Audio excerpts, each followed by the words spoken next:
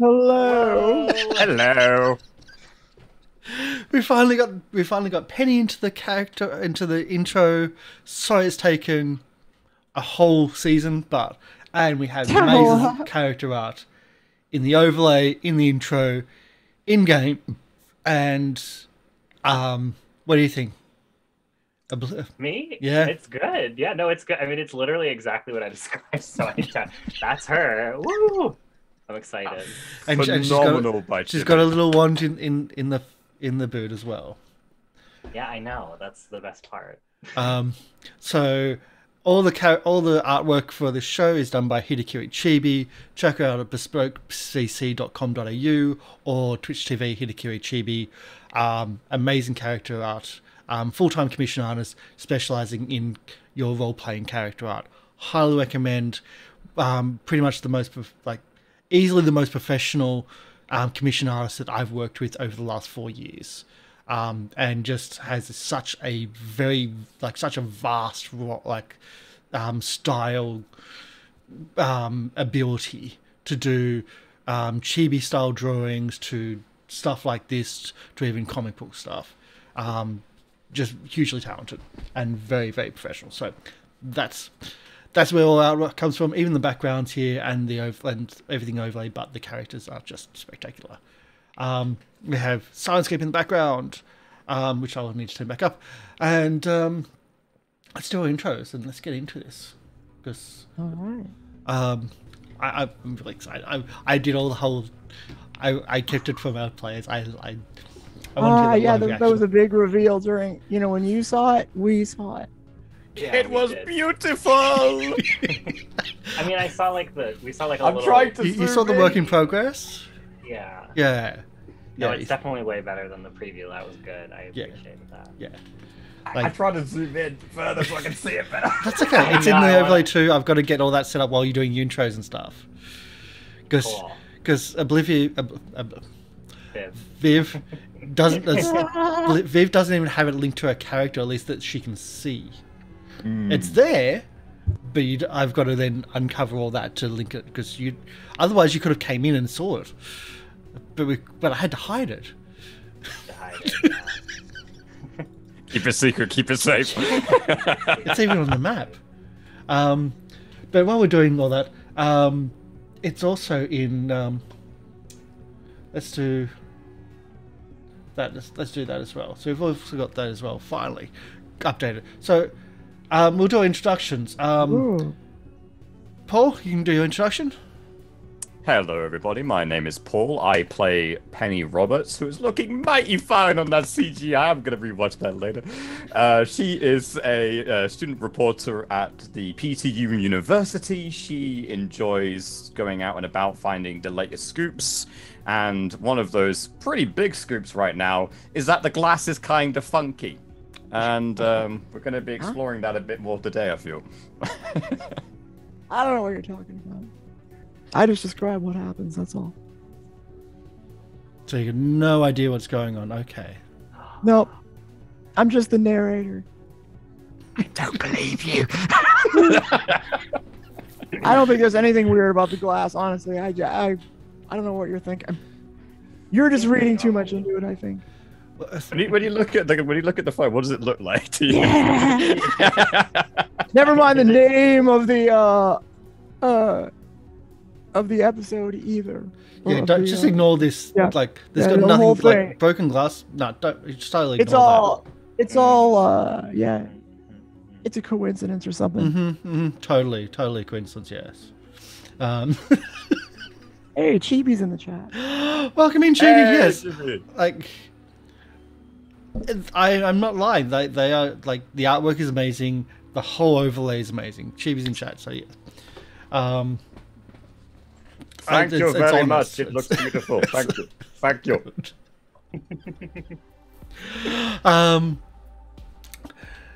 We had a reaction from Viv. What was that a reaction for? Was it because I did a big zoom out so you could see the artwork on the map? Yes, yeah. You zoomed it up on the thing, and I was like, oh my god, it looks so good. I love it. She actually, I wrote I don't want to spoil it. Yeah, it's good. It's God, everything that I wanted. I was zoomed into, I didn't see it. Oh. Yes, that looks great. So your introduction, please. Yeah, so sorry. My name's Viv. I go by my usernames are Oblivivian. I'm playing Mavis Thorn. She is a poetry major who has this strange wand and has gotten into a group of people who may have murdered people, did murder people, not some people, just some other people. Yeah. Seems like, yeah. Yeah, that's pretty much that's me. It was mostly Corvus. Mostly Corvus. That makes me feel Technically less speaking, Zeke's murder hasn't happened yet. Because Zeke looked into the future. And looked into the future to the police officer to see if he was okay, fumbled the roll and had a heart attack and died. Yeah, but that wasn't in the future. That happened then. Oh. So that okay. still has yet to come home to roost somehow. Okay. I have nothing to... I don't need more enemies and no. You just, by the way, at the end of the last episode, I teased that Honeylip might just be coming back. I don't know. Because you didn't kill him. So he might be coming back. I don't know. But we're not violent. Well, we're violent, but it's not about murdery stuffs. I'm going out of my way to bring up Honeylip. He's not even in the original writing of Knights of Payne Town. No. And yes, Chibi, I know there's no character art and there's no art or even overlay art for a guard's tale. Honeylip, yeah, Honeylip's coming back. And you did the artwork for Circus, yes. And we moved shows from yes.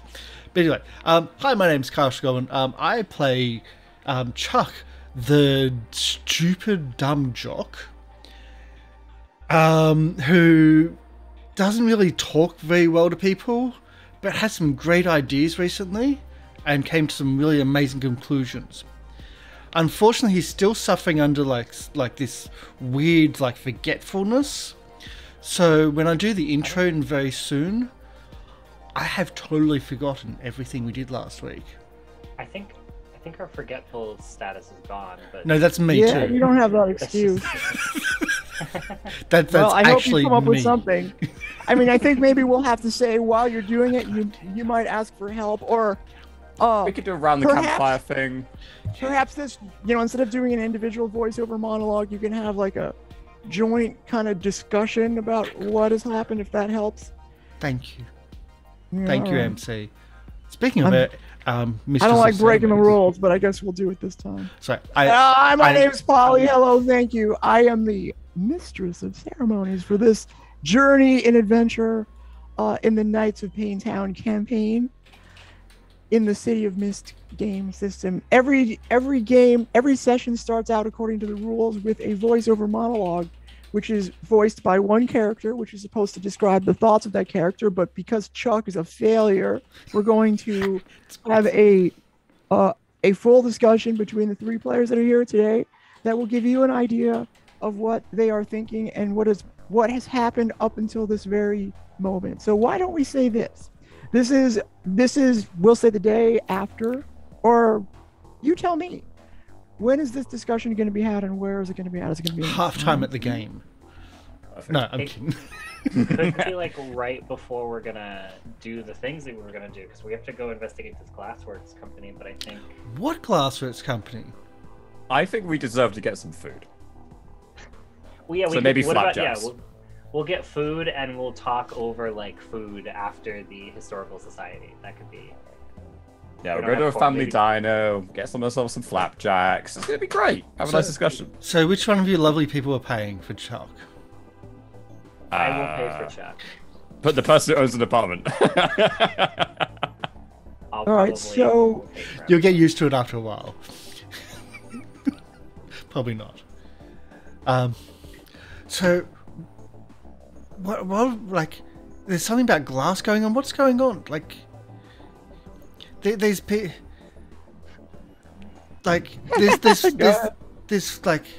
fisherman guy founded the city? Or not the fisherman, like the diner guy said he founded the city and he owns a glassworks? Fisherman guy. Yeah, apparently his name was Payne, and for some reason, it's very weird. We never put two and two together. Payne University, Payne Glassworks, the Payne room, or the basketball area where those guys play. No, that's the House of Payne. That's what we call it. The House of Payne, the basketball stadium. Yeah. So but that was that's a nickname you thought. Yeah. Also, Payne Town apparently is the. But this is not a town; it's a city. It's Payne Bridge. It's covered in glass panes. I wonder where they're made. Wouldn't they break? I just think it's like really strong glass. But wasn't there like he was the one that appointed the person for the psych road, like for the loony beam? That is the biggest mind truck of this whole thing to me. Dr. Esther Monahan, leader of Mending of the Broken, is apparently 102 years old, and we believe from our research was present with this Payne fellow, and still chucking along, leading a psychologist group or a cult by the look of it. Really hard to say which one it truly is. Payne was murdered. I think we read something about him being murdered. Maybe. We did. It was like no, we did. Did he fall through some glass? Don't know. I don't think we ever found out. I think we were kicked out before we could find out. No, it didn't have. It was just like there wasn't enough information there. It was just like we think he might have died. But he has a link with this psych woman who's somehow still alive. Still alive and working. Years. And she's the one that's like making people crazier for more funding. If she's the leader of the group of those psychiatrists who are definitely making people. He made Mavis feel so terrible. Yeah, and it looks like they made the spewy guy terrible too. Like the only thing I can think of is to make more funding. Yeah, the spewy guy, like the sewage spewy guy. And if you've been drinking, you're in Rondo's Diner, by the way, in downtown, a little bit out of the way from the university. It's recovered from the car crash, then. That's right. I got to bring up the old. Hits. Rondo's Diner, and you see, by the way, while you're looking around chatting, you see a woman dressed in a flight attendant uniform with a bag. That's the flight attendant from the last one. She's back. Sorry, I didn't mean to interrupt with that information. Go ahead. Oh my god! Okay. Well, someone else needs to go say hi to her this time. Maybe you, Chuck, honestly, because maybe she's got. Girls don't talk last time really I spoke to her, she really got insulted, and I feel terrible about it. So I don't want to mess with.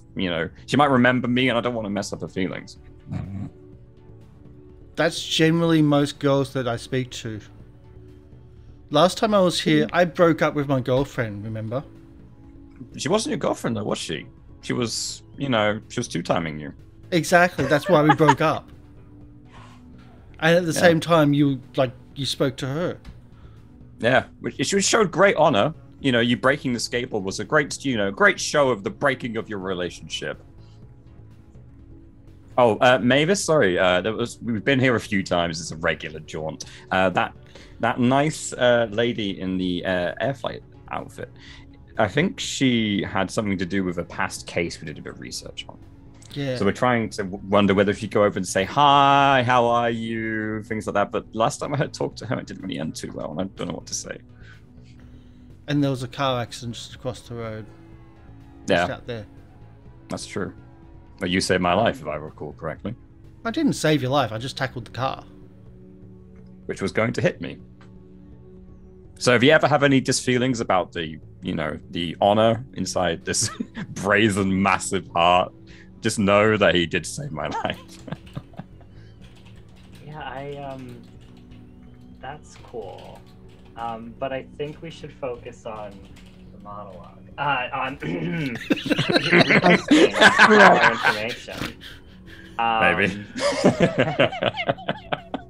I think, the Historical Society this time didn't make us forget things, which is good. But I don't know if we... Oh yeah, Professor Emeritus, the director for the Institute of Clinically Insane, is the one who assigned Dr. Esther Monaghan to be leader of Mending the Broken. So there's definitely a connection between this Emeritus.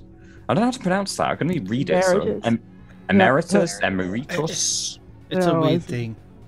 Yeah. I don't really know. And also, there's like a small, like there was one picture of Corbin Payne with Esther Monaghan too. I think we saw like one picture. That was outside the glassworks, if I recall. Which is just south of here, from what it looked like on the map. Yeah, that's true. Well, I think we should definitely kind of check it out. It's our biggest lead right now. Is it actually on the map? Yeah. Do we circle it or? Okay. I can. Boy, that map is very complete. It is, isn't it? Yeah. I can go and search it, get it, but yeah. Yeah, no, it sounded like it was in the industrial zone, like the address. Like it should be just off the freeway, I think.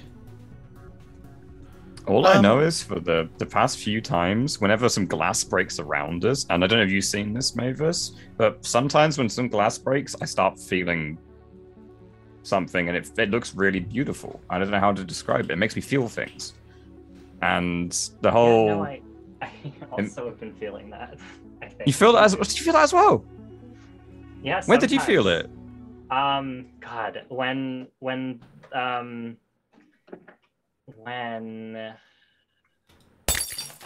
Sorry, that was my mistake. I'm gonna give you this flavor. I'm gonna throw this in here and see how you process it. While you're chatting very enjoyably, thinking about this sort of glass, you're like, "Oh, you've had that experience. I've had that experience too."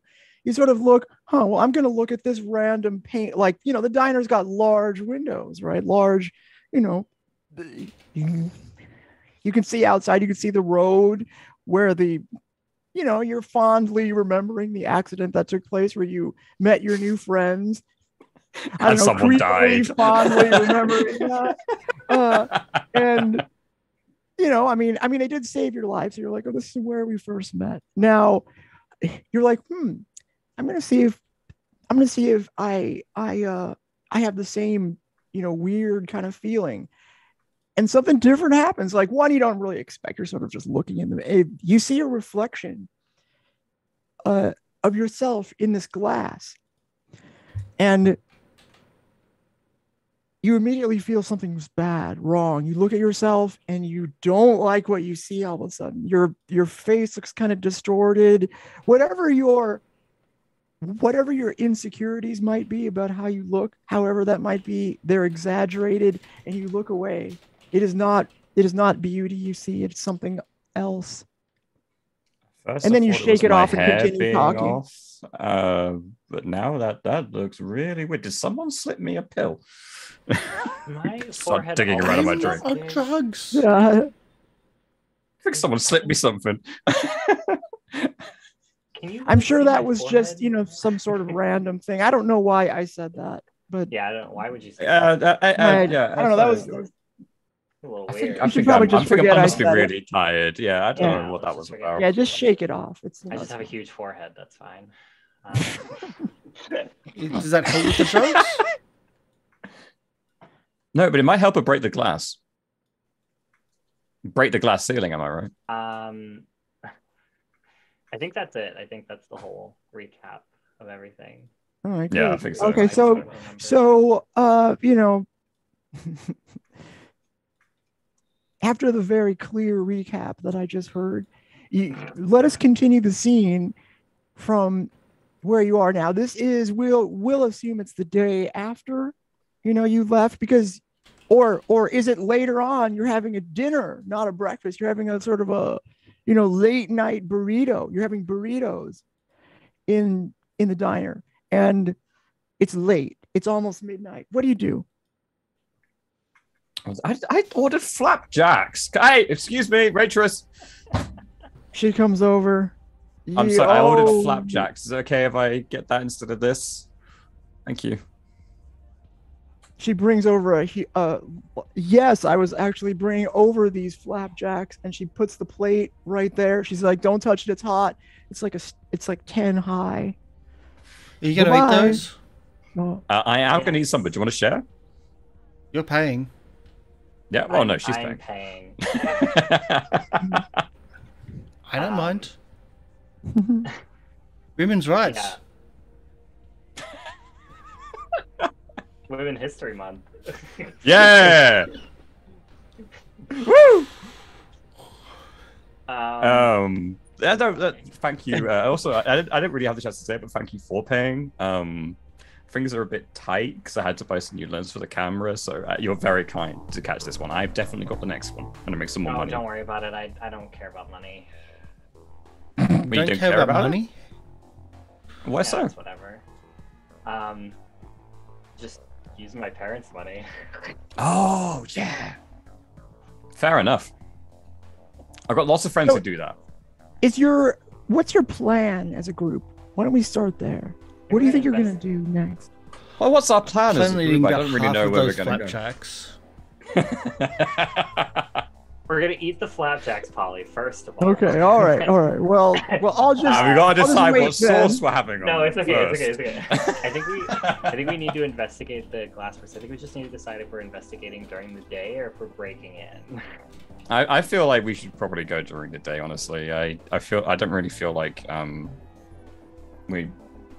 I mean, how confident are you about sneaking around? I'm personally okay. I've snuck into a few gigs before, but She does wear a lot of black. It's true. She does wear a lot of black. What is that? Not a bad thing. It's just quite- like ninja stealth. I don't think that's quite a stealth decision. I feel that's more of a statement. I don't care. Uni students wear weird stuff. As long as it's not like the other uni's jersey, I don't care.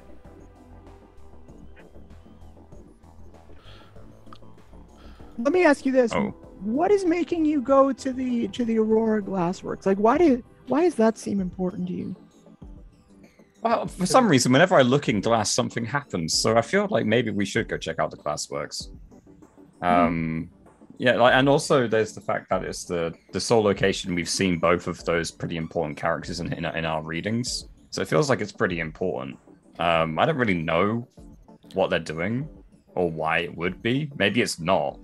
But the fact that all this weird stuff keeps happening around glass makes me personally feel that something's a bit weird there. What do you mean by weird? Like, it's just glass. It breaks every now and then.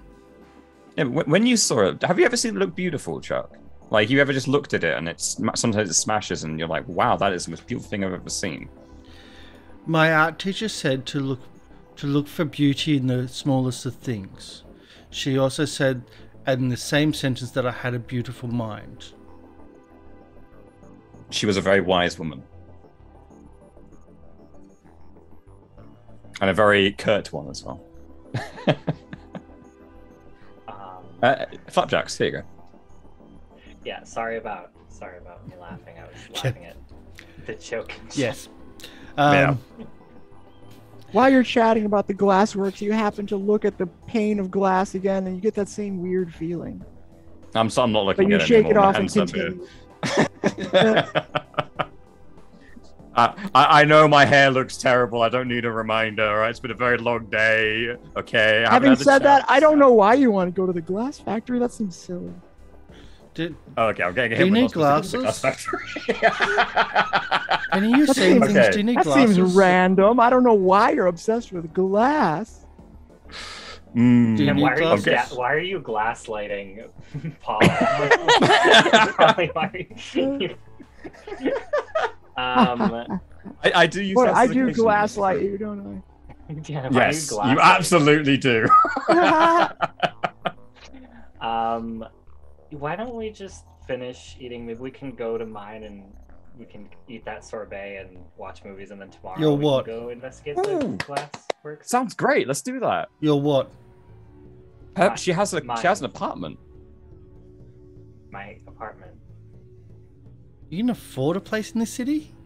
Oh, I don't pay for it. No, Mummy and Daddy do, darling. They do, yeah. They love their daughter very much. What about your That's not scholarship? why. Doesn't it break your scholarship? I don't have a scholarship. Then how do you get to uni? My parents paid for it. My And parents we feel very fade to guilty. black right there. Yeah. Yeah. With Chuck's confusion. Yeah. Yeah, the scene reopens where? Tell me where you are. Are you Okay. Are you giving strong hints that we should? I just want to clarify. Should we or should we not go to the glassworks? Because Oh, I'm getting I'm just strong messing hints from with your somebody. head. Don't listen to anything I say. You know, I'm He's just only here to to make you- antagonize. give you trepidation about what you're doing. Most of the things you say give me trepidation. What are you talking about? It's my style. Oh yeah, it works. It's great. Let's skip the night and go to the glasswork so we can just start investigating. Yeah, maybe there's a tour. or Virtually something. everything I say is a hint for something, but then I'll deny that it is. In fact, I'll deny. You know, like it's a. And she'll deny it's even a hint. Yeah. Cool. Yeah. If you don't As long get as my you can bit take right credit for now, the accidental that's the ones. thing. Sorry, say that again. As long as you can also take credit for the accidental ones as well, then we're all good. Oh, I'll do that too because I've made mistakes that I've just had to retcon into a hint somehow. Pirates mostly. I've Yeah. seen. For some reason, Mostly pirates. they're a rift of Blackbeard. So yeah, let's head there. Is there like, do they have tours or anything, or is it just like At nighttime, I doubt it. Well, it's the morning time. It's the daytime. Oh. So let's say Well, you appear in front of me. before you retcon and before you go that, we are in a place which I do want to do something. Like I'll Okay. meet you back at the like I'll meet you tomorrow somewhere, and Chuck wants to do something. But Like, do you want to meet outside the diner. glassworks? If that's where we're going, yeah. Yeah. Do you want to do a downtime move? Is that what you're telling me? Kind of. All right. Yeah. I think Chuck we goes to downtime. Ellie's place. Oh. Okay. I don't know if you wanted to go in as a full scene, but Chuck wants to just like because Chuck's gone through loss as well, and that's kind of where his powers came. Like I don't know where his powers came from, but like things started happening weirdly after his loss of his partner, and just like if she's there, just have like just like a heart to heart about like loss and about strangeness coming Okay. from that, and yeah. Okay. 'Cause she's Would you like in to- containing that rage and not getting angry, and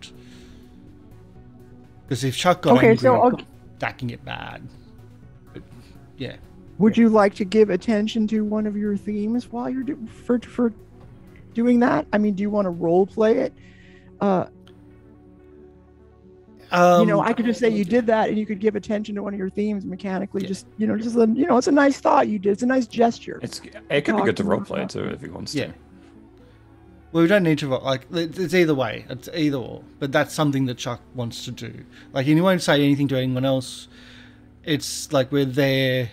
I wasn't the one. Okay, that well, we'll suggested say the you're diner, considering that, but like, we'll put that on hold for just a Yeah. second. Unless you feel very compelled to do that, I think the crew might want you to join them. Yeah. To the glass works. You know, They do, if not, okay. So like, But I'll at least do that. Like as everyone's leaving the diner, Chuck just says, "I'll find my own way back. I'll meet you tomorrow when we're meeting up." And he just walks off down the road. Yeah, 10:30 the glassworks. See you then. Yeah. Ellie's not going to answer the door at midnight. Just so you know. tackle the door, Chuck. That's okay. The window keeps on being smashed open, so That's true. We don't know. What is the stat? Okay, well. The window status. Yeah. the breaking of glass and everything's. Wait, no, not again, no. There's an Aurora Borealis in the background. But yeah, we don't have to role play through. I just like that's something that Chuck wants to do. And if it's yeah, either way, we'll move on. We'll get through. Yeah, It was good character, I felt. yeah. Sorry, Polly. I know that came straight sideways, Dad. Yeah, No, I'm just trying to figure out like when that happened now. yeah. That's what it would be in the evening after dinner. Yeah. Yeah, but it was midnight. You're not going to do that at midnight, are you? Because in which I mean, case, Chuck might. Well, time's just relative. Okay, well, you go over there and you buzz the thing and well, okay. Why don't I tell you that? Why don't I give you this? You buzz it because you don't have any judgment. You keep buzzing, and she's mad. But then you talk to her, and she realizes that you actually have something to say that is, that is important, and you have a discussion, and you become closer in a way that neither of you, particularly Ellie, didn't expect. She didn't really think much of you. She didn't necessarily like you, but as a result, I think she we'll skip to the end, has a respect for you and your struggle, and I think she at the end of the discussion invites you to call on her at any time, if you ever want to talk to somebody, if you ever need a friend, if you ever want to. But I give the same for her because I've been going through this same issue, like similar issues, and these weird abilities and things, and like that passion, that rage, but that also understanding we like the need to contain that and to try to deal with it, and like I mean that psychologist seems to like want to trigger it a bit more than like so having others that you can just talk to that just like, because like if we unleash, you just don't know how much damage you can do to people around you. And like my friends and I were here just to try to, like, we've got weird abilities and weird things we can do, but like if we're not careful, we can do a lot of damage to other people and to the city. But we're just here to try to help people and just be careful and just try to stay calm. And it's a slow process to go through things and slow process to deal with loss, and I understand it. It's like, so I offer her the same. If you ever need to call, you ever need to chat, if stress, or if things is all like, right. So like, yeah. Here's what I'm going to suggest as like kind of a mechanical result from what we just described is, I mean, it looks like so you have a couple of themes. One is like the rage takes over. Why does everyone need to deserve a beating all the time? No pain, like, why do I feel no pain? Like, if you want to mark crack on any of those because you're sort of, this is the opposite of what it seems like some of your mythos themes, like, you run that, like, I can't tell you to do that. Yep. I would just suggest that this might be one of those make a hard choice moments. So feel free to click crack on something like that. Yep. I'll thank you, Karsh. But yeah, Chuck. It's something that I thought of helpful. Yeah. When we were there initially, but it's like Chuck was in the van, and that was like it wouldn't have happened but that was nice. Thank you for Penny that. suggested we go to that bar just down the street, and so at the end of the discussion, it says, she asks you, do you want to sleep on the couch? Like, do you have a discussion, and then she finds out you sleep under a bridge, and she says, what, why don't you just stay here tonight? And maybe if you want, you could stick around at least for a couple of days till you find a place. I mean, I've got a lot of room now, unfortunately. Chuck's reluctant, but sees the smashed window, probably still there, and like it's boarded up. It's like cardboard, Yeah. Mm-hmm. Or sorry, it's like plywood. Being the stereotypical like chauvinist, like I'll stay here because like that doesn't seem to be safe if someone wants to come in. Forgetting the fact that she could kick my ass with her powers because she did it with everybody else. She takes slight offense. But he doesn't. He just doesn't click with that and accepts her offer.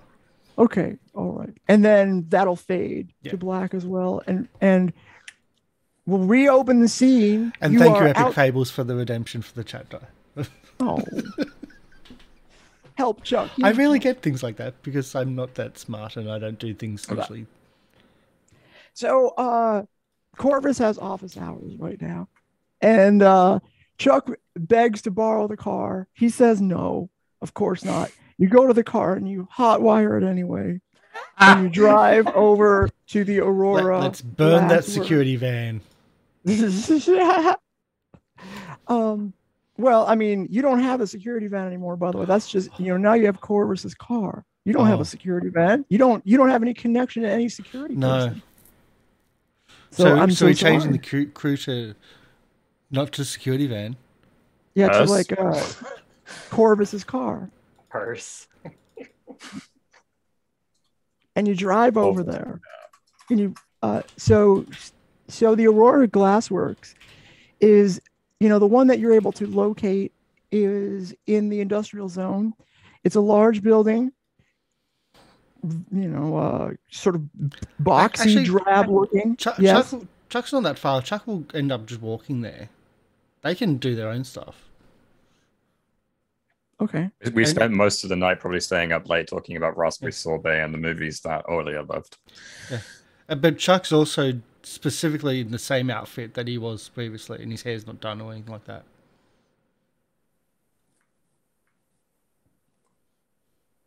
And just to remind Chuck knows that Ellie is not into men. Oh, yeah. That didn't happen. Okay, all right. We faded to black. That didn't happen. But Chuck's not gone back to his normal abode. Not to mention being grieving. Yes. So is Chuck. Yeah, no, I'm just suggesting. For one girlfriend and one ex-girlfriend who was a stalker, and it's a whole weird thing. Yeah. And you experienced a flashback as well right before she died. Yeah. It's very raw. Yeah. I blame the MC. Yeah, so do I. And I blame myself earlier. You know what? I'm just gonna let you guys describe what's happening, and then I will follow. I will follow your lead. Can you please describe what the Glassworks looks like? Okay, thank you. You arrive at the Glassworks. It's in the industrial zone. It's more busy than you remember the last time you've been to this. It's sort of a gross, dirty, grimy area. But you pull up, there's ample parking on the side of the street. There's people coming in and out of the Glassworks. It looks like, you've arrived during a busy time. It's a large building, 2 floors. There's double doors going into it. It looks kind of run down, but yeah. The one thing you don't notice, however, is it doesn't seem, you would expect like some sort of smokestack or factory type, like belching out toxic glass creating stuff, and you don't see that. It doesn't look like the glass is created here, although this is the one place you located for the Aurora Glassworks. This is the one location you were able to find in your brief research. They're not making the glass here? I thought it wasn't. You don't know. You did. I guess not, but I can hear, trucks and things moving around. So clearly there's a lot of industrial work going on around here. Yeah, it says Aurora Glassworks. Maybe they do like the tempering here or something else like that. It's quite often what happens when we're working with our lenses. I'm sure it's something like that. That's right. Isn't this? But it's a factory. This is where you make things. I would imagine so. Shall we knock? Okay, well, before we go in, should we get our story straight? Maybe we There's can no say knock, we're by the way. There's doing people going in and out. You know, it's a big place. It's a it's a glassworks. You know, there's people going in with hard hats and stuff, lunch boxes. You know, there's people in suit. You know, there's a guy. You like see a guy in a suit walk in. I was watching a thing the other day called auditing. Can we try that? We just go there with cameras and annoy people and just take photos of everything. I was thinking the same kind of thing, but maybe less in their face. Maybe we just say we're doing a report for the university paper, and I know you never tell them. You never tell them who you're from. Like you ask their ID. If they ask for yours, you just don't. I don't think that's going to work. Penny. Also, for a glassworks, it doesn't look like there's a lot of windows to the place. Just you know, I don't know. That comes to mind when you try to look at it. Well, it's very closed off, except for the main entrance. It's very concrete, you know. They're not showing off their glass prowess. Yeah, weird, huh? I don't know. It's probably nothing. Okay. Hey, how many articles are you supposedly writing that you've used as cover stories? How many? And 2. do people ever check on if they're No. not coming out of it? No, they never do. It's amazing. They get away with it all the time. So, right, I went to a concert once and I walked in. I just flashed my lantern in their face. They assumed I was with the band. I just walked on and it was great. I know I said I was doing an article then. We said we was doing one with the history works as well, which, you know, they may check, but to be perfectly honest, it doesn't really matter. We could just say we didn't run the piece. Huh. Wait, do you even work for the university newspaper? Yeah, I mean, things have been a bit slow recently because I haven't really had much I could actually report on. I don't know if you remember, but, you know, a lot of the stuff we do is kind of unreportable, unfortunately. Just make up a farcical cover story. People don't seem to like... I have integrity, I don't do that. Goldie seems to damage things a lot. Not thanks to... like, they're not here now. Like, the troll's not here now, thankfully. But I don't get in trouble because people don't seem to see them. So just things break. So I get away with so much stuff. So you can just make up a story and people believe it. I'm not for my articles. I try and keep them pristine and clean if I can. And I only report on facts I can actually prove. So, are we gonna go in? Yeah, we probably should instead of talking like right outside the door. Kind of standing outside, and it might look a little suspicious. I mean, we could just say we're jittery students and we don't know how to proceed. It's okay. We'll be fine. Okay. Article. I'm following your lead. Yep. Let's walk on in. Is there a reception? Oh yes. Okay. So you make your way. You know, you follow. And there's 2 obvious main entrance doors, and they are glass pane doors. You get a quick look at yourself, and oof, you look, you know, it doesn't look good to you, but whatever, you know, you sort of break, you know, like, what is wrong with me today? Anyway, you open the door, and it's just a single door. You know, there's not it's a factory, so it's really hot, and there's not a double door situation there. You just open the door, and boom, you're right there. You're in a reception area. You can see though, so like there's a counter, there is a person sitting behind the counter greeting people, but then you can see people go, you know, the workers are sort of showing their badges, walking off into, you know, like through like this main entrance, like the factory floor. You assume it's a factory floor entrance because it looks very industrial. It, you know, that does conflict with your, like, you know, things you expect from the outside, but it looks like they're building something there. There's work people going in, and you enter, and the it's a woman sitting there. You know, she looks, she's dressed very casually, and she greets you. Hello, can I help you? Looks kind of confused. Hello. Sorry for disturbing you.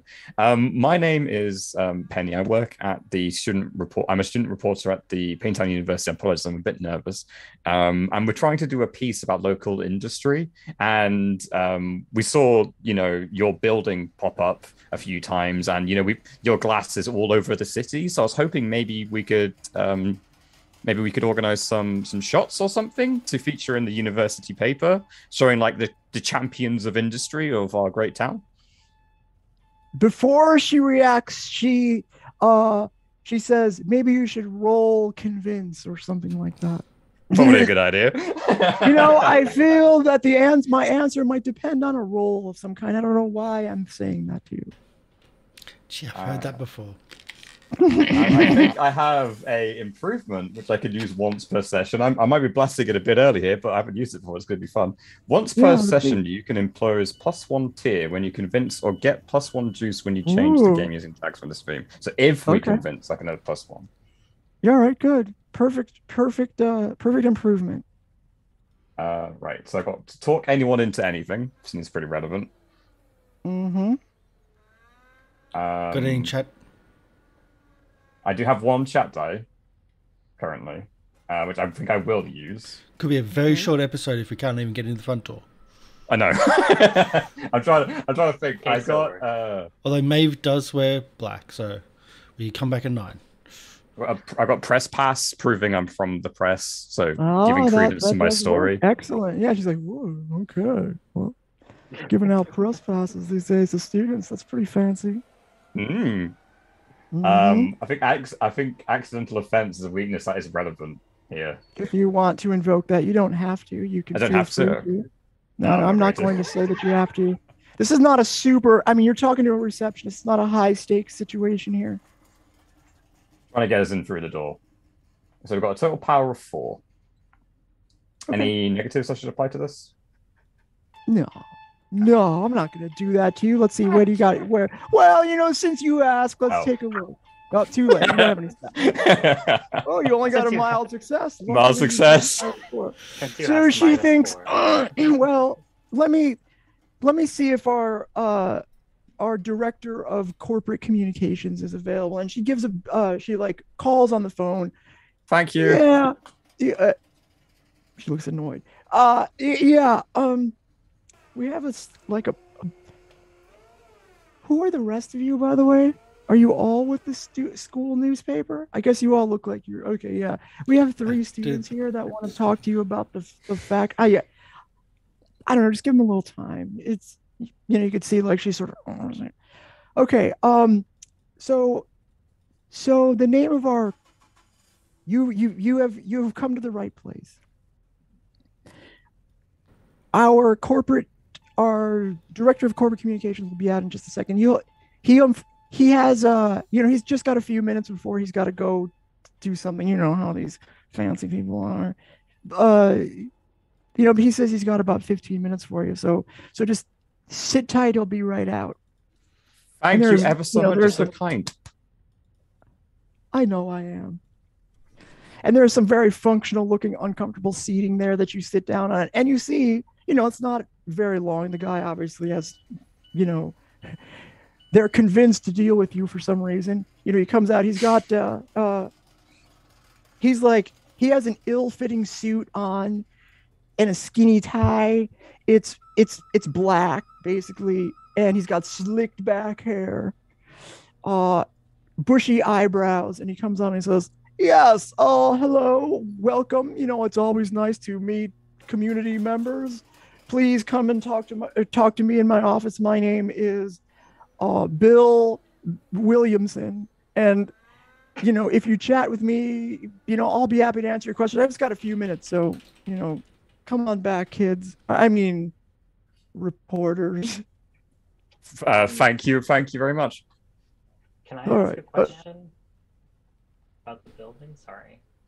Yeah. So, how the front door of this building does it look like one of those doors that's flush with the ground, or does it kind of look like there's a slit under? Like how some doors look like you can slide something underneath it. Do you think do I know if I could slide something underneath this door? It's a really weird question. I promise it actually means something. If you need it to, then you can change the game. Otherwise, it's just a normal door. Okay. Because I was thinking, sometimes doors have enough space between the floor and when it shuts. You can change the game and it'll be exactly like you described. Not right now, but I will keep that in mind. For later. Okay. Otherwise, I don't know what to tell you. It just looks like a normal door. Thank you. All right, so you make your way back. There is a bunch of offices way back in the back of this like large sort of warehouse looking place, you can see there's workers. You can see there's large panes of glass. There is stuff that's going on here, notwithstanding what I said before, that doesn't seem like a factory. There is work that's going on, glass type work. There's like saws. Zzz. You can hear it's kind of noisy actually. Anyway, he guides you back. He's like, put your hands over your head because we don't have extra hard hats for you. This is technically, you just got to be careful. This is not a specific hard hat error. Just be careful. Do you mind if I take some very quick photos for the front cover? Go ahead. Thank you. Feel free. So you snap a couple of photos. He invites you into the office. Oh shit! Was that Goldie back there? No. Crash. Just keep walking. He invites you into the office. You take a seat, and it's it's a drab office. There's carpeting, but it's super like thin carpeting. It's worn out by the door. He's got pictures on the walls that are run down a little bit. It's dirty. It's it's a not super exciting place. He sits down by you. So what can I tell you about the Aurora Glassworks? Oh, but before we get into that, is it okay we don't if I get have a lot like of reporters around here, if you would imagine, as you can imagine. Oh, that's surprising considering you're such a massive influence on our town. You really should be better represented. Obviously, yeah. No, I'd love to. Works on him. He feels slightly. Well, you know what? You're right. I guess it does make sense that you're here. Before we proceed, can I have your full name and like any titles you might have or anything else like that? Yes. My name is William Williamson, and I am the director of corporate communications for the Aurora Glassworks. I do all the press stuff, and you could imagine with a company that's product as widely used as ours, that I'm constantly engaging with members of the press, with our investor base, which we'd like to diversify at some point in the future. I'm the go-to person for the external corporate messages that we send out to the people all over the city who use our products. Who would invest in glass? I'm a valuable member of the management team here. If I don't, if I do say so myself. Here's my card. Thank you. Yeah. I'm so sorry for taking precious time away from your, very important work. Thank you for sharing it with us. Shows great consideration. Whatever disfavor he had toward having this discussion has clearly evaporated. He's won over by the charm of the students telling him that he's an important man. Nice stroking his ego. Yeah. It's got to be done. These guys love this kind of stuff, I think. I'm not even going to make you roll for that because it's, it was done Did you so ever play well. football? You look like you'd be able to play football. Actually, I did. Oh, wow. I scored 4 touchdowns in a single game one time for the Payne, for the local high school when I was a senior. It was amazing. Here's my trophy. I happen to have it over here on my desk. Check it out. It's all it's actual little football trophy. Internally, I'm thinking, oh, isn't that cute? He tried, but that's really impressive. Could you pose next to it for a pic? He's starting to think maybe you're fooling him a little bit, but okay. All right. Why holds it up? It's obviously important. You didn't go further in your career. You decided to focus on your other things instead, on business? Yeah, I feel like I've gone very far in my career. I mean, the football instead. That's. Oh. He's a football nut. You have to forgive him. He's really into that. So, when you the coach said I need extra. Played... The coach said I need extra side hobbies and stuff. So he's put me into paper. But so what can I tell you about the business? I'm pretty short on time. I have a meeting coming up here. Yes, sorry. Thank you for the wonderful chance to have the time to talk to you. We would love to know, how things are going in, your modern business, right? Because, glass has been around for a long time. I don't really know how long, right? When did you guys open? Why don't you roll investigate? And since you're all participating, you could perhaps, if you would like, assist. Like, No, I'm just add our tags to it, or no, or no, do oh the no, assist oh no. If you roll? have a help point, you could throw that in there. No adding your own tags. I'm so If you would like excited. to, you could roll change the game and add a tag as well, but add an extra tag.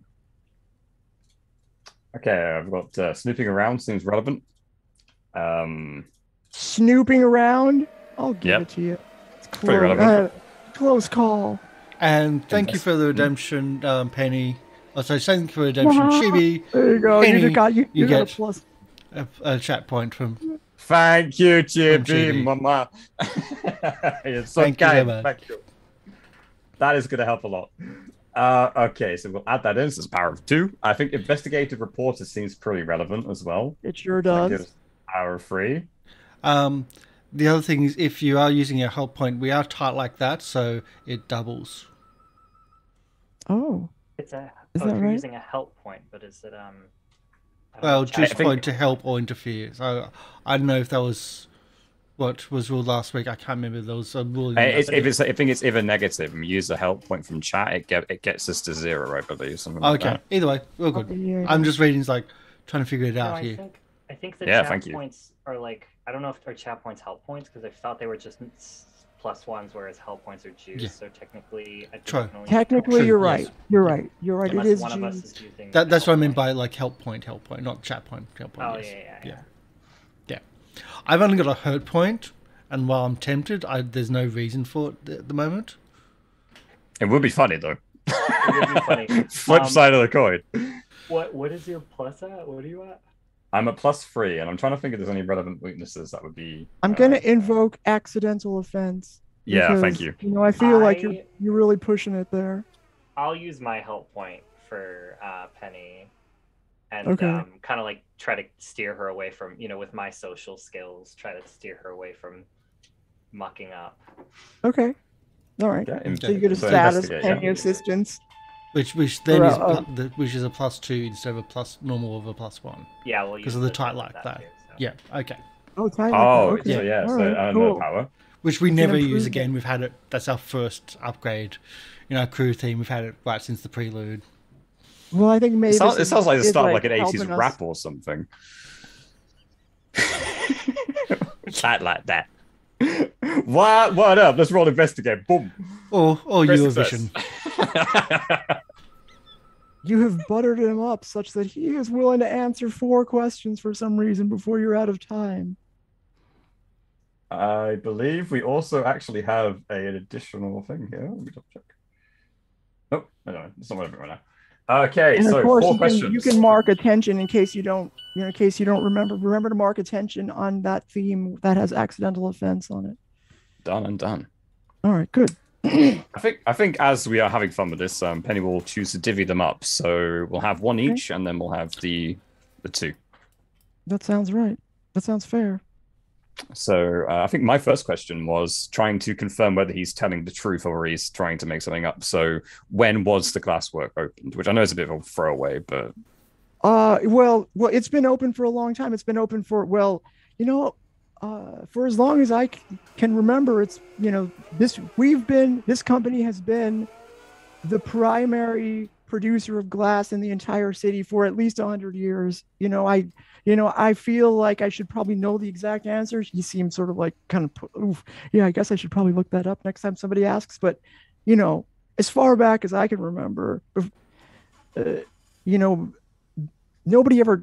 We don't have a lot of competition, and the corporate history is such that there really hasn't been a whole lot of competition.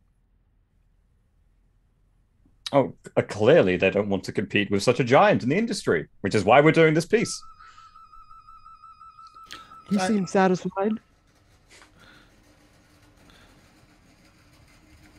I'll just think that there is a historical society. They might have some information if you don't have the records internally, which is not a question. It's just like a pointing out thing. Who was the founder of the? We already know that. I don't actually have a question. Like, I actually purely just don't have a question myself or for Chuck. You said you were looking for clients for modern, for new ways of expanding your business. Could you? I mean, obviously, without giving anything away, if it's a business thing, then obviously don't say anything. But like, could you expand on that? Oh, well, what I was talking about was I was describing that we want to diversify our investor base. We have customers all over the city of different sizes. We have large businesses, small business. There's a lot of, every single, the point of pride you can see on his face, every large skyscraper in this city is the glass is produced by us and was installed by our people. Every last one of our large skyscrapers is an Aurora Glassworks skyscraper. Wow. And you get that for free. That doesn't even cost you one clue. Have you thought of like doing? But like, I was describing glasses from like the diner, because like that's glass, isn't it? Is it the same stuff? Yeah. If you would like to charge yourself a clue, I can tell you whether or not he can look up. He doesn't know offhand, he doesn't know all of the customers offhand, but if you would like to know whether that's an Aurora Glassworks piece of glass that you were looking at in the diner, he could probably answer your question, but it will cost a clue. I'd say yeah. All right. Well, okay, I don't really know, but oh yeah, we just installed that very recently, actually. Wow, yeah, it's a very thick piece. I was actually thinking it's very large. Like we have a special glasses, but customs. Yes. We have a custom. What's that? I was thinking of actually glasses cups, but yeah. Yeah, that. Oh, glasses. I see. But that, yeah, I was still thinking. We actually focus on windows here primarily, so no, we don't do that type of glass. Mostly windows. Things that you look into, sometimes reflect. We have a saying here, is that windows are the window to the soul. In fact, it's right there on my business card. So it is, and I love the little decorations. Are very clever. So do you treat the glass with anything, or is it just like glass? Well, if you're willing to spend another clue, I can give you a special answer. I actually have my question that kind of might be what you're asking, but let me see if it's. I was gonna ask if I was gonna use the clue to ask if there's anything here that looks mysticky or like something about the glass production that like would make it give that effect of like beauty, but also like when I look into it and see my giant forehead, what is happening? I was gonna ask if there's something here that would like allude to that, even just like anything here. Yeah. So here's what you find out. So between the two of you, I'll say one clue provides the following information. The answer to you is that everything, you don't see anything specifically strange that would cause the effects that you've experienced. But he does say, look, our smelting furnace, the one that we have a special recipe. It's a secret recipe. I can't even tell you. I don't even know about it. But our factory, our smelting factory, is off-site. In fact, it's in a place that I'm not at liberty to discuss with you at this time, he says. In fact, you know what? I'm not even sure. Yes. In fact, I've already said too much. Oh, no problem. Thank you. It was a bit strange, you said you made glass for the entire city, but as amazing as this building is, that's a lot of glass, I was thinking. So that does clear it up, and don't worry, we can leave it out of the paper if you wish us to. That's absolutely fine. Yeah, like we don't like to talk about that. I don't really, between the two of us, like this is just rumblings I've heard about our special formula. There's a reason why, well, I just assume it's good marketing, but there's, it's an office type environment, or it's a workplace, so people talk, and I don't know, I think there's something special, something extra special about our glass, they say, in the smelting, I don't know what the word is, I'm not a glass maker, I don't know if it's smelting or not, in the fabrication process, we have our own unique method of materials and processes. I don't know, it's science, I'm a press person. I think you have one more science left. is really, really hard. I don't get it. Do we want to ask? Okay, so there's several questions we can ask, and all of them are quite important. But I feel like one that may be the most important is, do they install the glass at the asylum? Oh, the answer. Okay, so he says he says that's interesting. Why do you ask? Well, we're trying to do, things about everything around the town, and the asylum's quite an old institute as well. So it just, it stands to reason that you've been around for so long, they've been around for so long. They're like a government or whatever they're doing kind of industry, right? It must be quite a big client, right? Well, and they'll need really tough glass in case like people break out or something like that. Yeah, and people who might hurt themselves.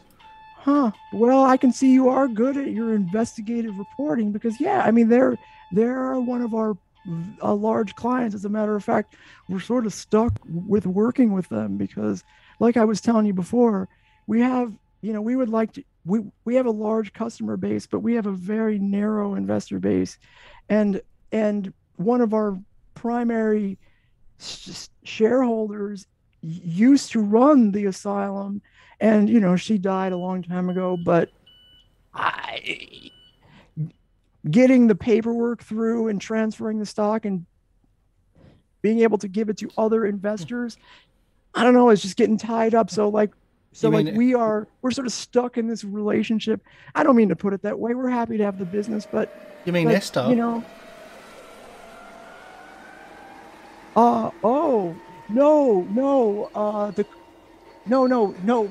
We do work with Esther, of course. Like she's the director of this asylum, right?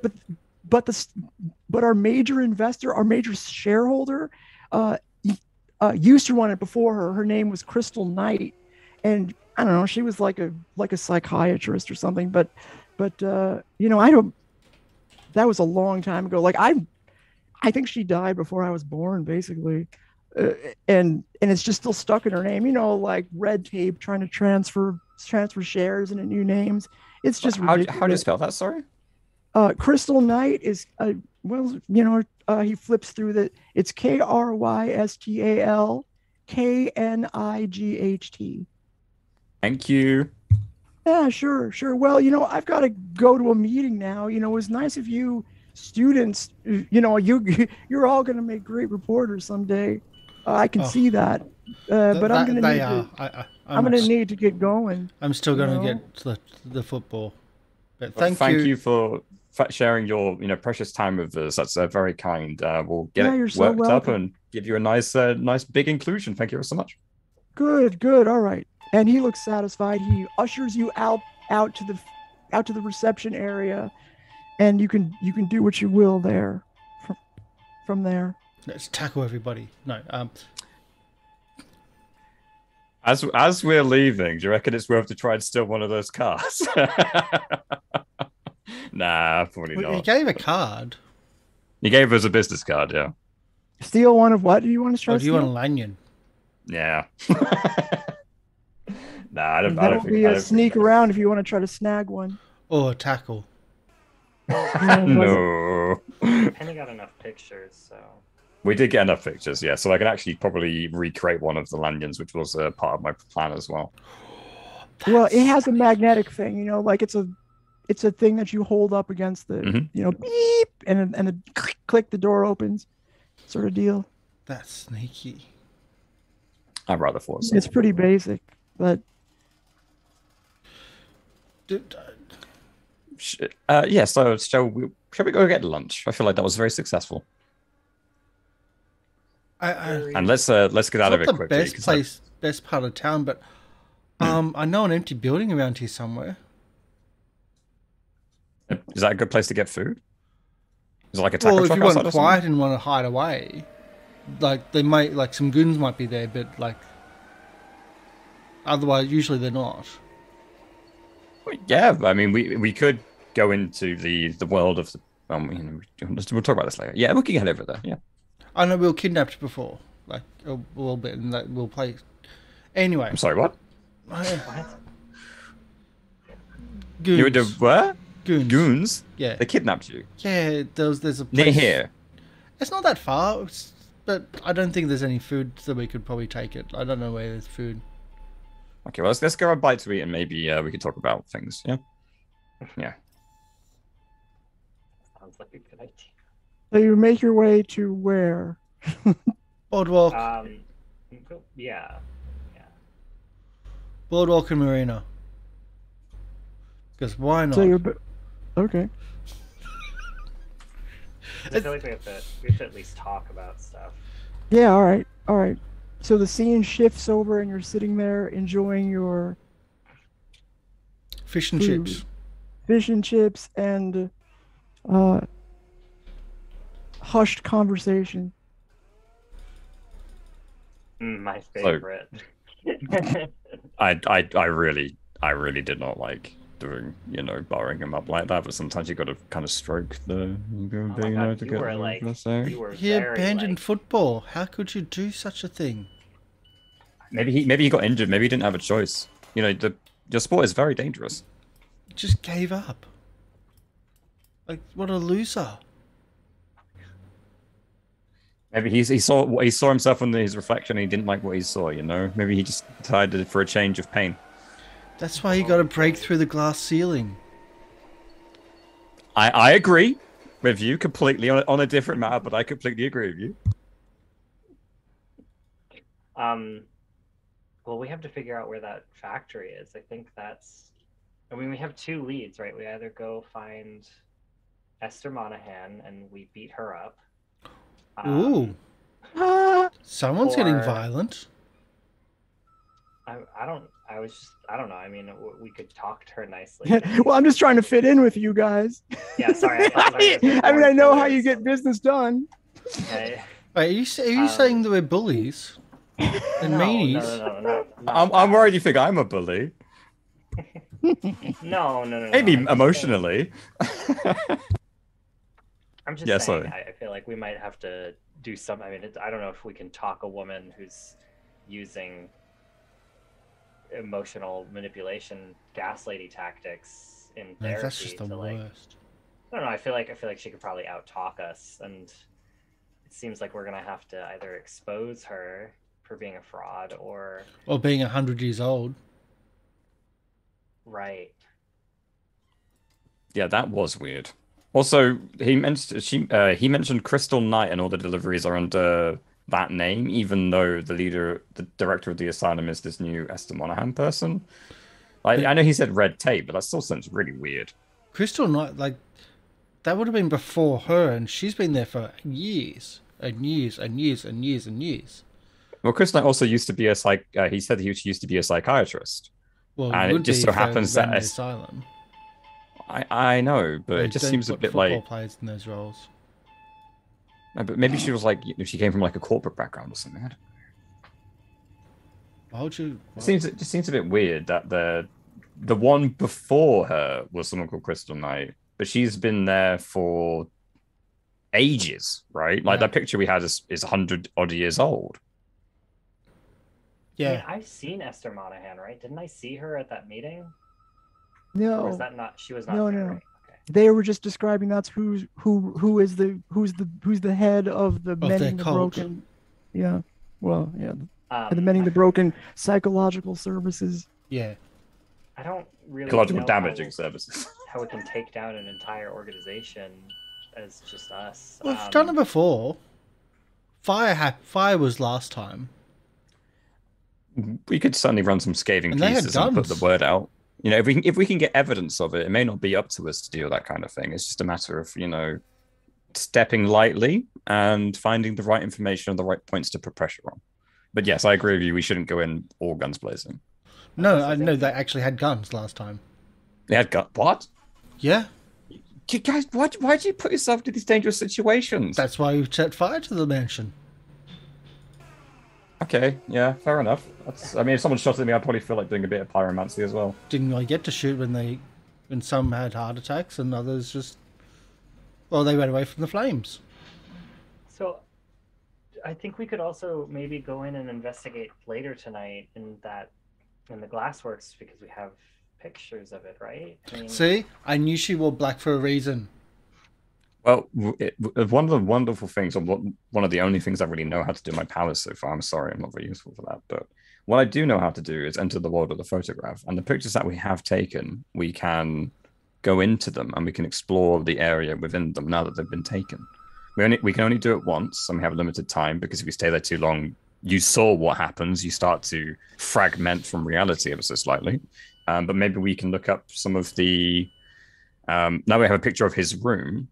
We can have a look at the files inside of the picture.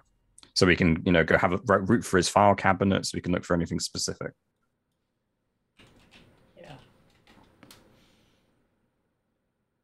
So yeah, we should definitely do that. But we need to be safe in a safe space to do that, because when we go into the photo, of course, you're in the photo and someone could pick it up, they could move it and do anything else like that. And we have to come out of it at some point. We could do it at mine if we wanted to. Yeah. It's not too... Again, you say this mine thing. I love your tea set, by the way. It was wonderful. I didn't get a chance to say that yesterday, but it was great. Thank you. It's my grandmother's. She left it to me, and I was like, I don't drink tea, but this is fine. I felt very special when you brought it out. I felt like I was at a gala or something. Or a kids' play center. Don't they have tea sets? A very much more fancy version of that. Okay. So what are we going to do in the meantime? Because we have a lot of time before that place will be empty, right? Or can we just go in? There's a skate park down the road. Well, if you want to, you can do a downtime move and then resolve that, and then by the time you've resolved that, you can say it's nighttime, and you're ready to try to break into the Aurora Glassworks or whatever. We've had too many downtimes. I want to do something in between. Yeah, that's fine. Oh, way too much. There's a skate park down the road. Like we can. No, we have to. I think we have to do something related to the case. We have to figure it out.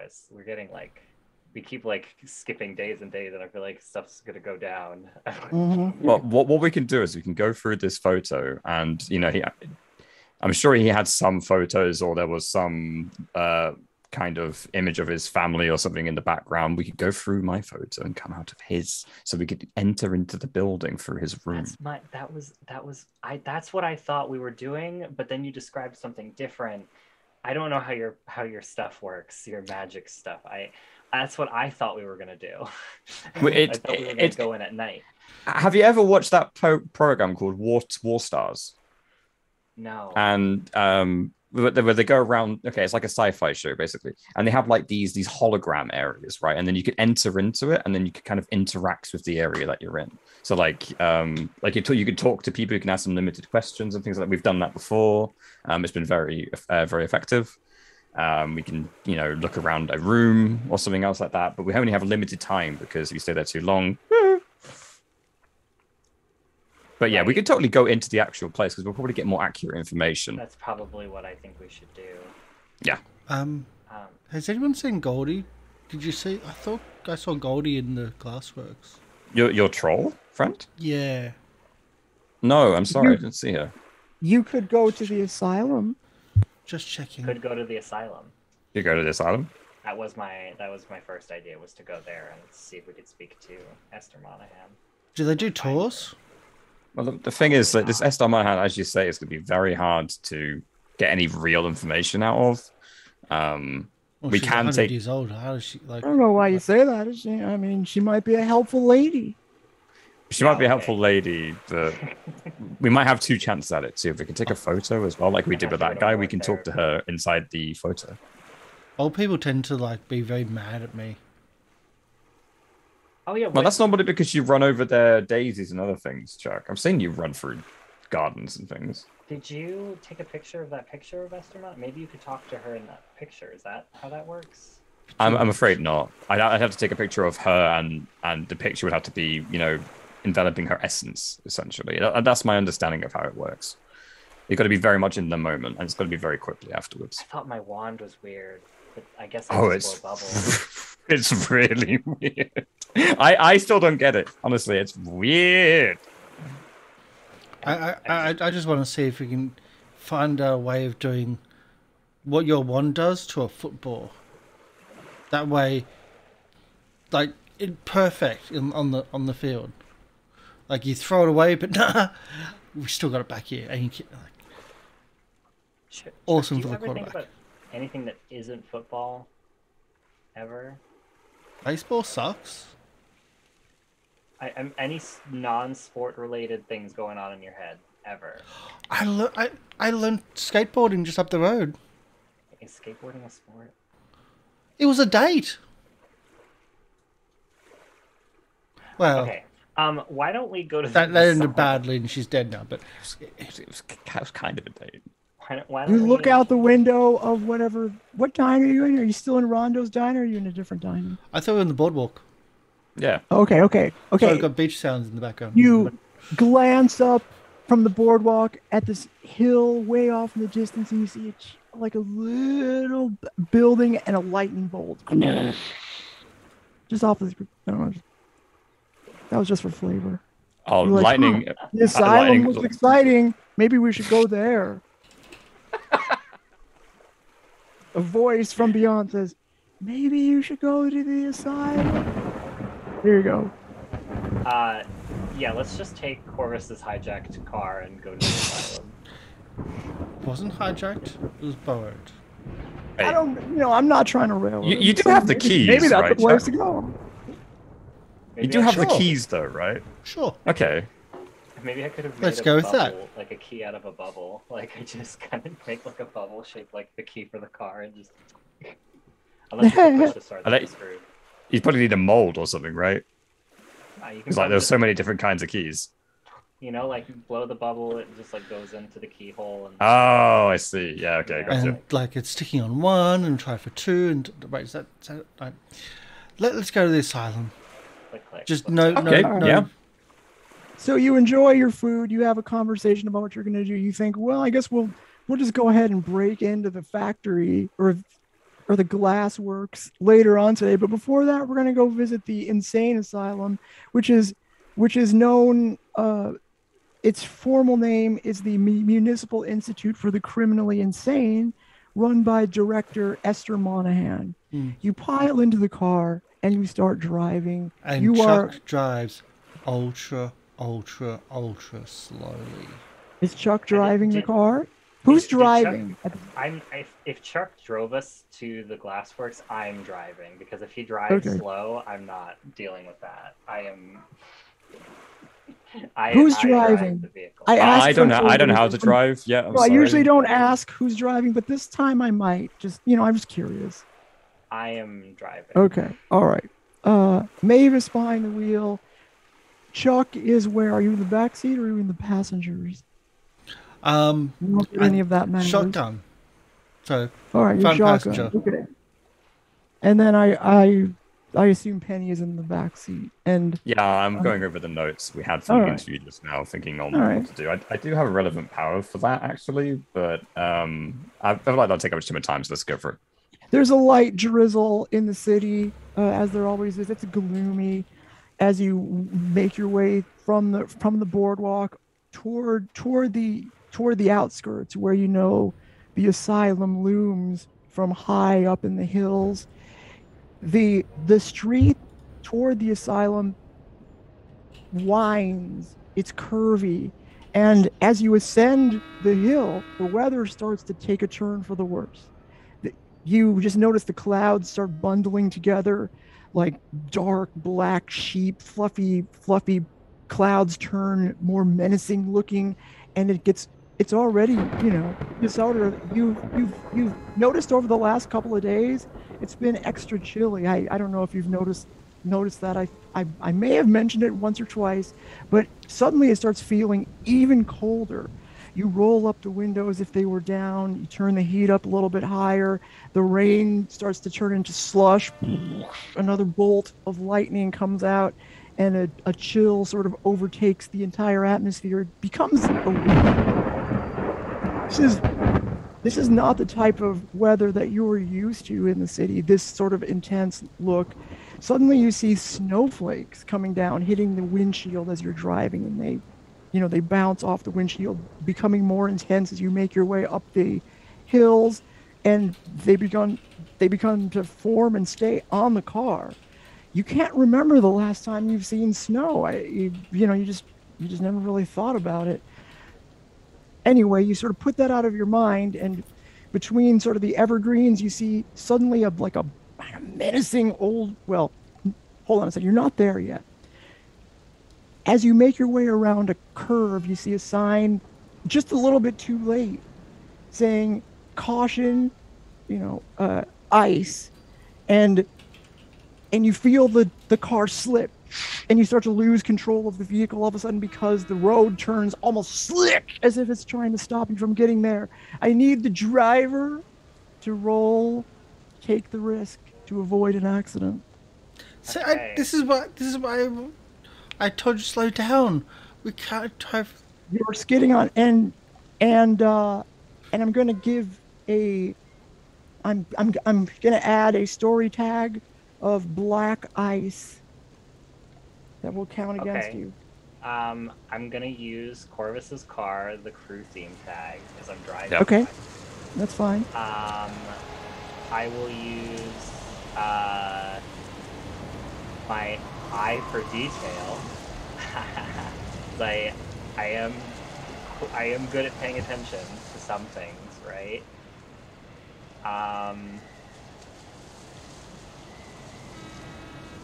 Is that okay? Yeah, okay. Sorry, I was reading the chat. Snow makes no noise. I've got rain. I've got thunder. I can do those.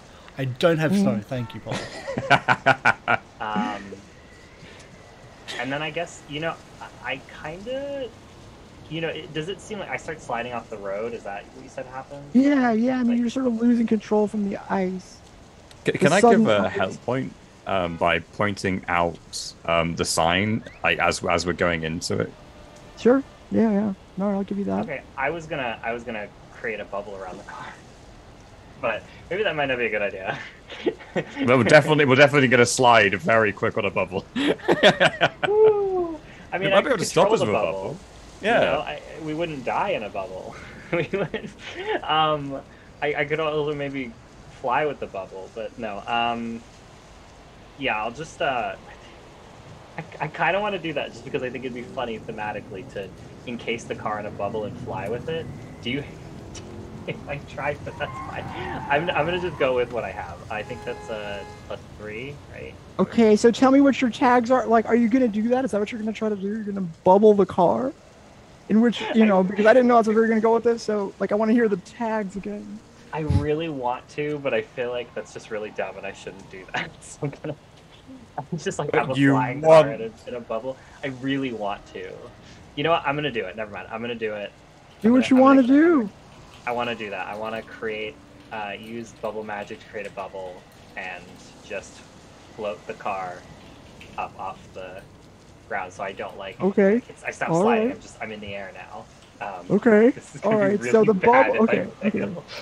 That doesn't stop Already momentum. Physics is a thing. Yeah, I was about to. How does I this, know. how does this work with Well, I can the? control the bubble. I have the It's wand magic. to control the bubble. It's magic. It's my- magic. So the car's mass doesn't really matter once it's in the bubble space, kind of thing. Why Don't are we doing overthink science it. about magic? It's magic logic. You just told me that Um, physics, but Tell me your tags that you're going to use again, and I so will decide. Corvus's car. I got an eye for detail, and then bubble magic. No And car. then If you're going to put a bubble, the car doesn't count. the car doesn't count anymore. Okay, that's No. fine. Then I will just have a +3 to that. I would like to give her a help point by handing her the wand. thematically, I don't have a hurt point, but thematically, I am tackling Viv to protect her. I've Please been don't. in a car accident before, Oh, you're trying to Well, me shelter too, your own but body. jeez, Yeah. I- please. so can I thematically, essentially enforce my weakness point of I'm blindly protecting Viv. Oh, sorry, Maeve. Sorry. No, that Because doesn't. make any I'm sense. trying. I know, that I'm would, like, going just- for a leaning across to try to stop brace her when She's she's got a trying very to do good that. character reason. Yeah. I'm doing for character reason. Yeah. Even if it's not Alright. a mechanical reason, that's what I'm doing. Okay. Okay. That's fine. I'm grabbing. Yeah, I just the wand is kind of just appears in my hand. I'm freaking out. It's reactive. It just appears in my hand. I start. It just the car gets encased with bubble, and hopefully we don't just fly off a cliff. So, am I rolling to face danger? You're rolling to take the risk. Take a risk. Got it. Yeah. Okay.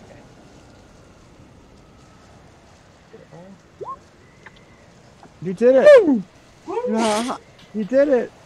Okay, so you managed to go ahead and describe what happened. This is all you. Yeah, so I feel like the wand kind of reacts to, like, I start sliding off the road, and, like, I notice, like, maybe I'm gonna hit a tree or something, and I just, like, instinctively the wand appears in my hand from out of, like, my boot, and I, like, it reactively, like, creates a bubble around me, because I'm like, I need to protect myself, I need to protect everyone in the car.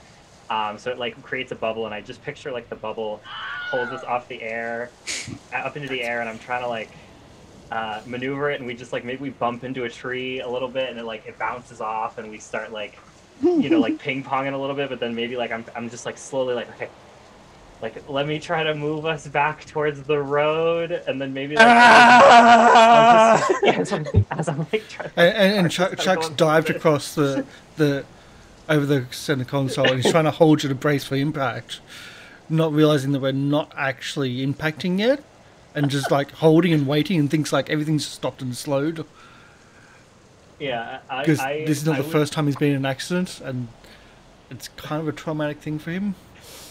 So I just get us back onto the road, like maneuver us very slow, probably bumpy, like wavy back and forth, like I'm rocking it, like I'm, you know, like you're trying to move it like a car game. I'm like, holy shit, I don't know how to do this. And yeah, get us. It's back still on the very road. impressive, I'm sure, though.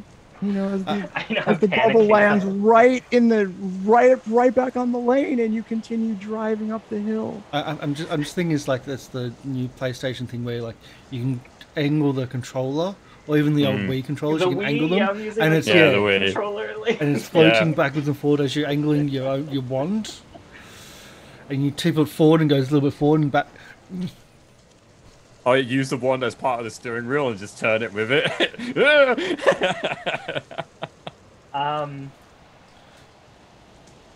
Oh my god, that was terrifying. I never want to do that again. What the hell was that? Chucky's still screaming, but waiting for the impact. Bubble, I assumed I could fly in them, but I didn't think I'd pick up a car with it. But you know what? That's fun to know.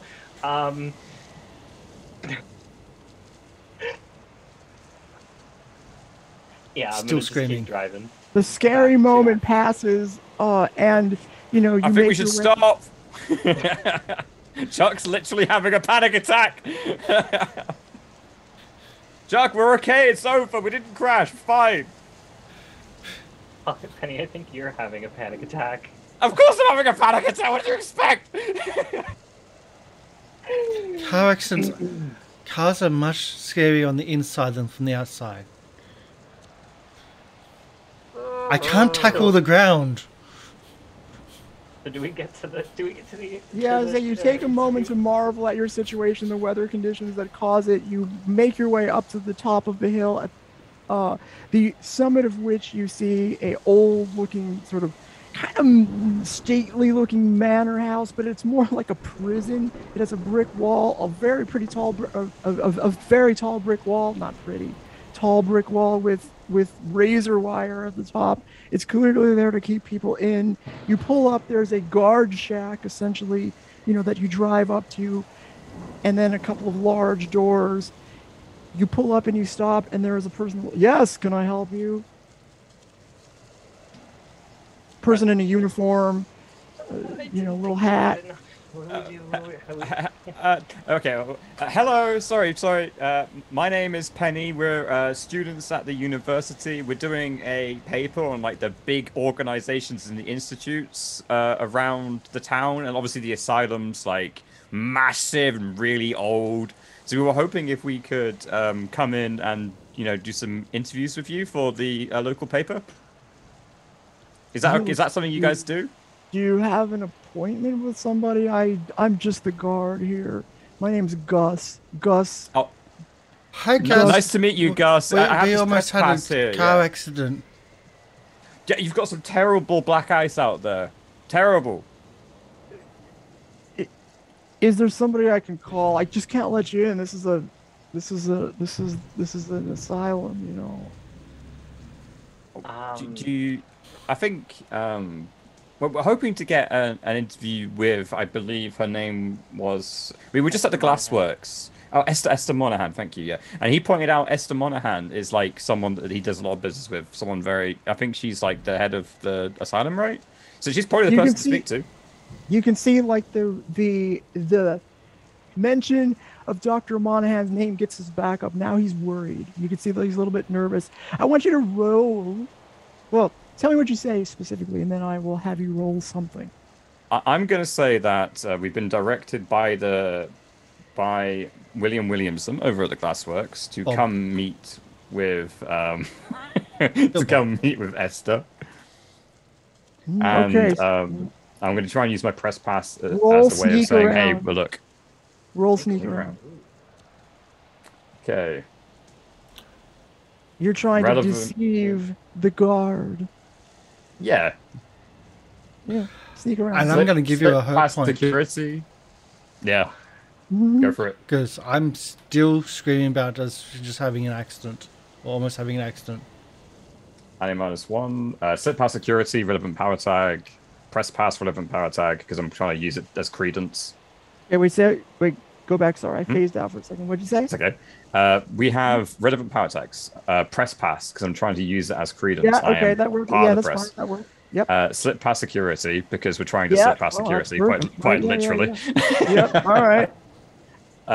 Talk anyone into anything seems to be relevant. Yep, that sure does.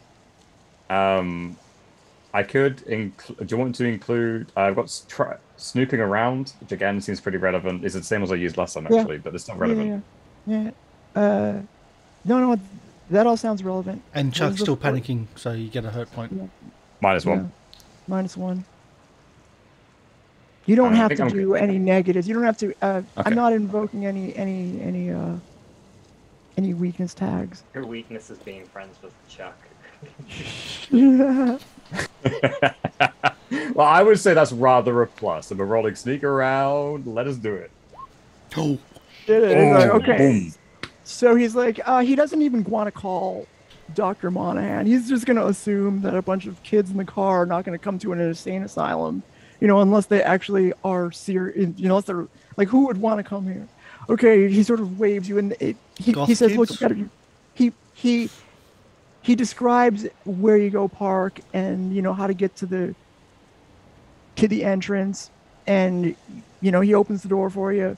You go through, the doors close behind you. It's like a double, it's a double door situation. It's like a prison, right? So there's one doors for the cars. They close the doors again. You go through the second set of doors. The doors close again, and then you drive up to the parking lot, to the entrance. It's a stone steps. It's pretty high steps toward this very grandiose. At one time, this was a very, very sort of stately looking building, although it's always been an asylum so far as and it looks like it's always been an asylum. Bars on the windows. There is some activity outside. You can see that there's guards kind of milling about. Not as many as you would expect for some reason. On the outside anyway, you don't know what it's like on the inside. You pull up, you park the car without incident, and then whatever you just say you do, or whatever you want to do. Just first things first, Chuck, are you right? That was not fun. That's why I wanted to drive, because that was not safe. Car accidents are much less fun on the inside than on the outside. It's very hard to tackle the ground. Oh, you notice there's also security cameras.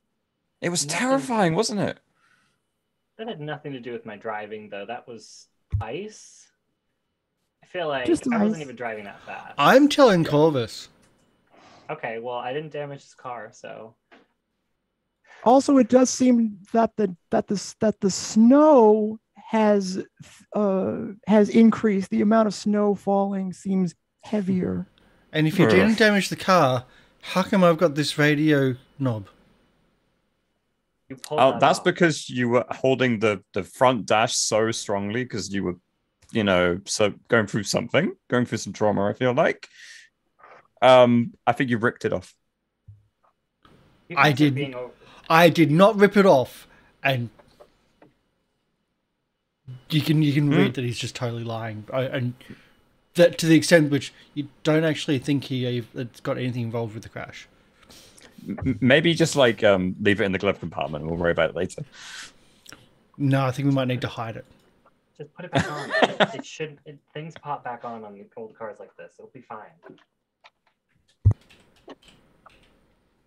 Yeah. You see a nurse pull up next to you, get out of her car, and walk into the building while you're sitting there. She sort of looks, and I'm going to give, just so you know, there's a nursing staff that are going to have the status of Watchful One.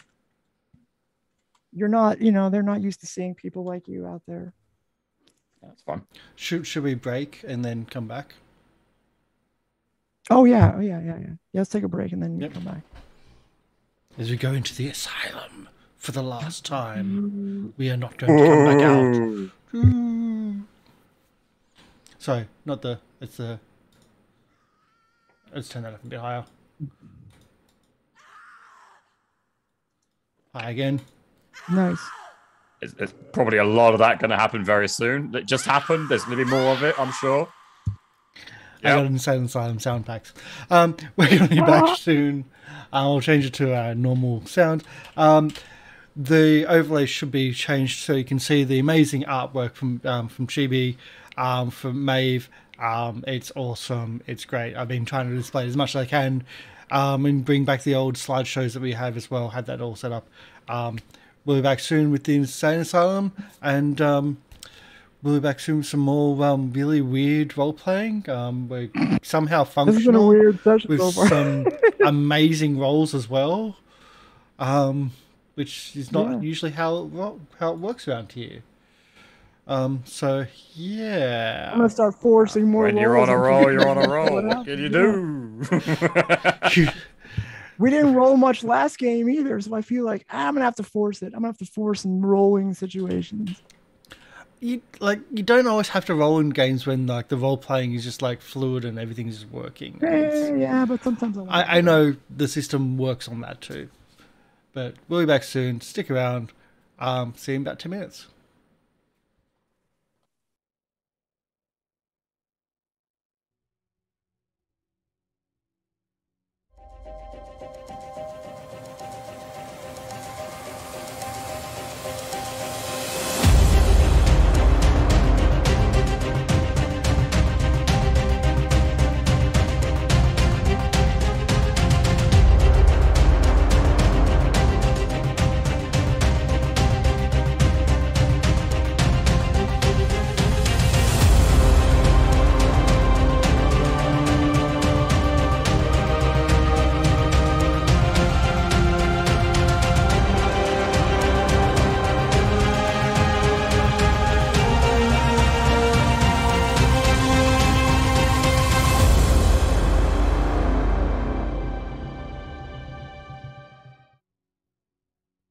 Stop, it's not. Stop it. Stop it. Stop it. We're live. Hello, everybody. Hello. We're back. I love unmuting in that, like, right at the, like, in like a conversation and whatnot. It's great. We're live, and during our break, we had a subscription.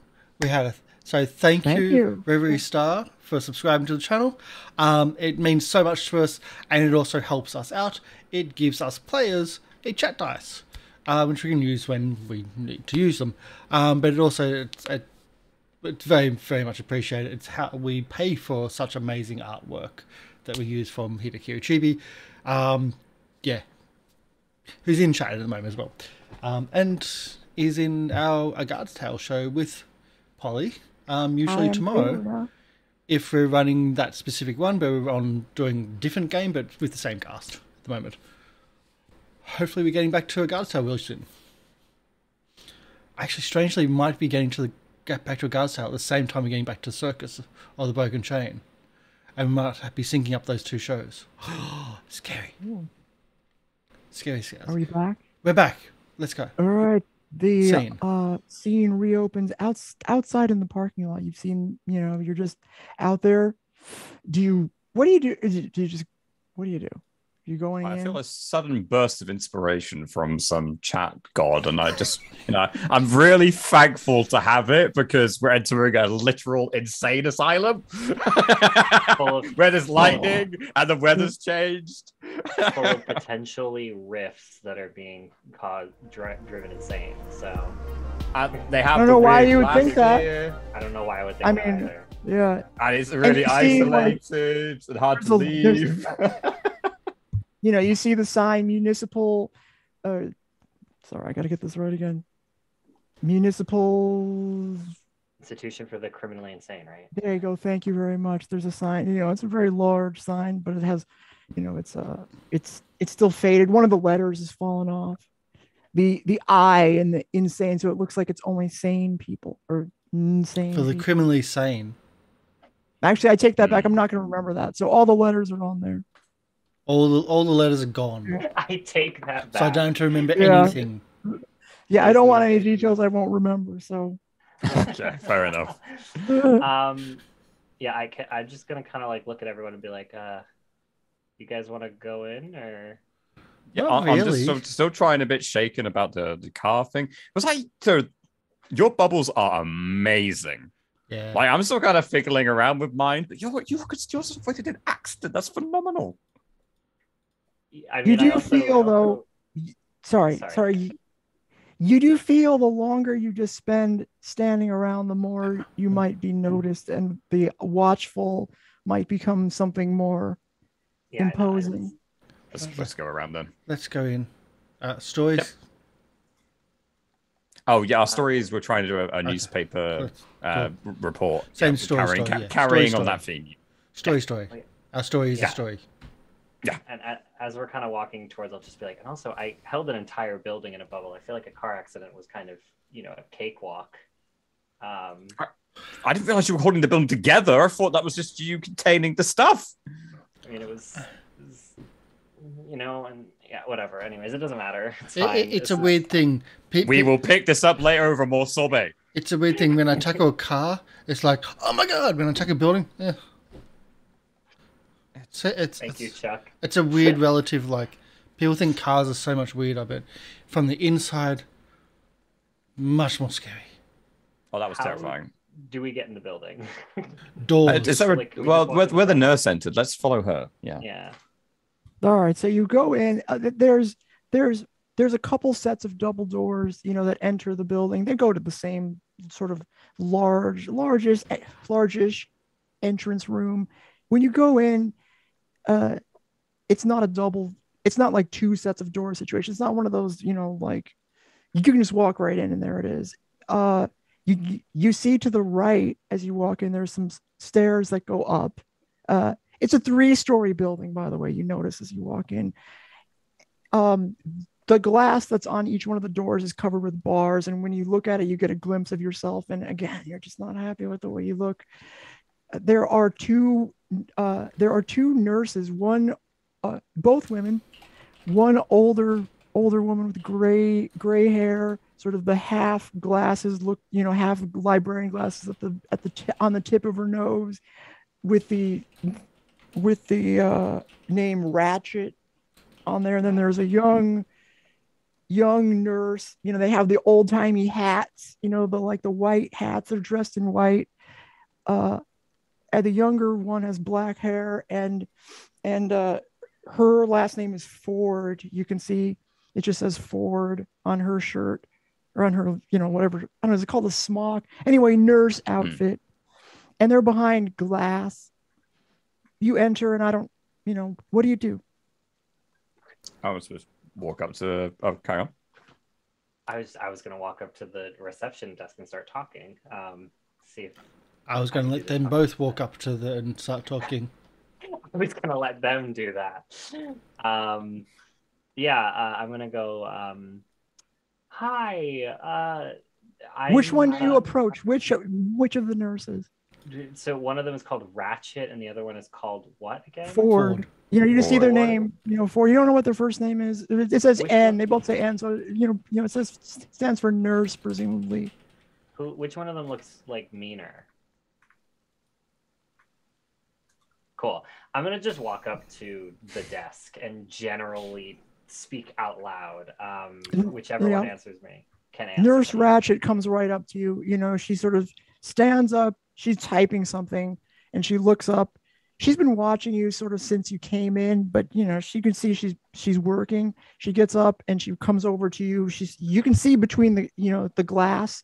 There's a slot underneath there, and there's like those metal like holes that you can get sound through, so you can hear her rather clearly. Her glass is low on her nose. She looks at you. Can I help you? Can I help all of you? Glasses down. She looks annoyed. Yes, so sorry. We're actually here from the Payne University news team. We're actually writing an article on specifically institutions, but we thought it would be really nice to have, since this place is an old institution in the city, we wanted to write an article about this place and the people that work here, and we were hoping to speak with a few of the nurses here, and then maybe do you have an appointment? She interrupts you. Well, by the way, there's really annoying music playing on those speakers. It's very tinny. It's distracting. I hear it. I'm there. Right? I'm there with you. No, but I did try to get someone on the phone, but it seemed like it was hard to get people on the phone here to make some kind of appointment. So I was just hoping that maybe, the guard kind of let us in. I was hoping we could just, do a quick interview and then be out of everyone's hair so that we can get this article done. It's due by Friday, so. She gestures over to Nurse Ford and kind of gives her a look. Nurse Ford disappears back behind a door. There's this reception area with the glass. There's a door behind there. You can also see, by the way, in fact, another nurse comes out while you're talking. Another nurse comes out from a door at the back of the room, and she just makes her way out the front. You can just see there's another entrance. So just to describe, there's two. There's the main entrance you came through, where there's two sets of doors, side by side. There's the reception area where there's a door that the nurses have access to, behind the glass. And there's another door that you assume is a secure door to your right, and then to the left. I don't know if I said right before, I meant left. There's the stairs that go up to the second floor, just to give you a sense. It's old, it's dusty, it is, it has annoying tinny sounding music going on in the background, and the smell is, it smells relatively clean, but maybe a little bit slightly dank. As a hospital does. So she said she walked back Nurse Ford walked back? Yeah, she sort of said, she kind of gestured, and then she immediately kind of got up and went out of the nurses area. And so Nurse Ratchet looks at you and says,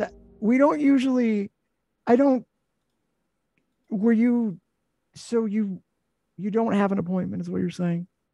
No, but honestly, okay, would you take a seat, please? And she sort of gestures for you all to sit down in the waiting area. Would you mind if I take a photo of the entryway? Would you please take a seat? She is looking more and more annoyed the more you talk. Would you please? Penny by the arm, just let's go. No, don't just. This is a working hospital. Please.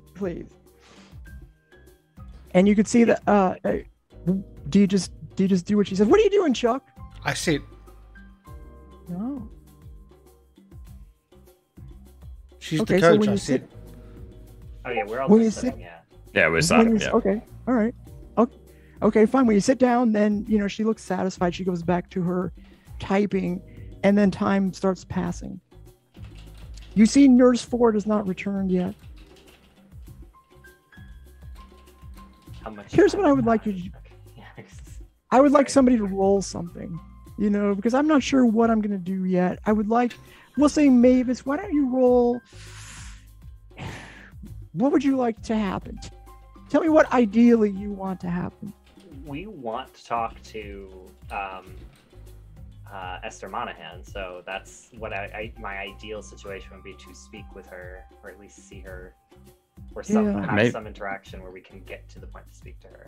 Maybe, well, I don't know if you noticed, but the way that the security guard reacted when we talked about Esther, he looked pretty freaked out. Maybe we kind of name drop her. We might be able to get a bit more surface. I did. The reverse. Oh, right, I didn't name drop her, or we yeah. don't.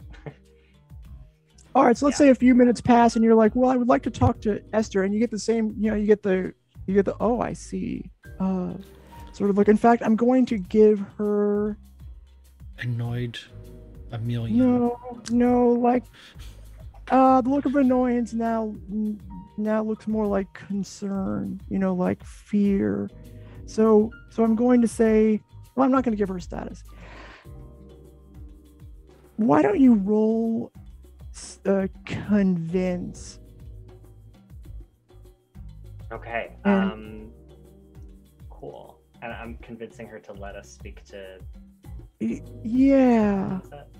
Yeah, because that's what you actually want to do, right? Yes. I mean, you want to talk to her. So, yeah, I think I'm just gonna say, the only status that will apply is watchful, because they're sort of, they're not, I'm not gonna give you anything worse than that. Okay. Cool. So I have going unnoticed. I mean, I'm not really a threat looking, I'm kind of just fly by. I look a little, maybe look a little mean, but like I don't look like I'm a like a murderous or like very harmful person. Okay. I just don't look very nice. I have socially perceptive woman of words, which allow me to speak to people. Okay. I have very good people skills. Kill him with kindness, and then I was going to apply the weakness tag, appears unapproachable. Okay. I'm very, I'm dressed in black. Sometimes people don't see me as the most trustworthy person. Okay. And then take off one for watchful, since they're a little bit sussy. Okay. -1. So that gives me a 2. Could I use my chat dice too? Is that okay? Just so I don't want to miss right now. I appreciate missing, but not right now. And you said convince? You can always suggest something else if you think there's something, a move that would be better. I'm trying to convince her, so yeah, that makes sense. I'm not deceiving her. I do want to speak to her. Yeah, let's change the game, or I think it's just convince. Go toe to toe. I'm just gonna freaking operate through the glass. She's not expecting it. Just let me tackle, and like hit with all you got. Hit with all you got. Yeah. I rolled a 10 with a 3. Okay, so you can give her okay. Here's what I'm gonna. Let us run this through mechanically. What status would you like to give her before I decide whether she's gonna accede to your request? Acquiesced. I would say, what did you say? Acquiesced for your request. Yeah. Yeah. Literally accepting. Accepting. Trying to sneak that one in. I never get to use that word. I love it. All right, fine. Okay. She's like, it's getting near the end of her shift, and she just looks. Okay. All right, fine. So she calls, and you don't hear what she's saying. She kind of goes back and she's talking to somebody. She hangs up and says, "Okay, somebody will be out to like take you up to see Dr. Monahan." And she looks relieved to not have to deal with this anymore. Someone is going to come out to talk to you. It was lovely speaking to you. Thank you so much for all your help. I do hope that you have a wonderful rest of your day. She looks nonplussed and goes back to the typing. And meanwhile, you see Nurse Ford has come out and sat down again. She also looks slightly relieved. Meanwhile, an orderly looking, a large burly fellow in a blue sort of nurse's assistant outfit comes from the door behind. You can hear click. The door opens. He comes out and says, "Somebody's here. You're here to see Dr. Monahan. Somebody's here." Looks around. There's nobody there. You're just all there. Everyone's sitting there. All of you? Okay. So he sort of waves you to go toward him. I assume you follow. There's a door that he takes you through the door that's through the back way, and the door opens. It's heavier than it looks when you're up close to it. It closes entirely behind you before the second door opens. It's called the Sally port. I guess I didn't know that. The second door opens. In fact, it sounds like a prison. The second door sounds like a prison. You hear, the door opens like with a buzz, and you follow him through, I assume, and you can see that there are guards right there watching, and it's weird. Now that you think about it, it's weird that you didn't really have to do a whole lot to sort of find your way into this place. But is all the security like normal? Is like you get escapees? Maybe they have problems. Yeah, I'm gonna start taking photos as well while we're walking. If anyone stops me, they can stop me. No photos. No, put the camera away. No. Sorry, we're doing an photos article. Sorry. Jeez. It's like that's I've never been to a criminally insane asylum before. I haven't. Behaved, kids. Like that's. It's like, do you get escapees? Is that why like the? It's almost feels like a prison in here. It's for the criminally insane, Chuck. Yeah.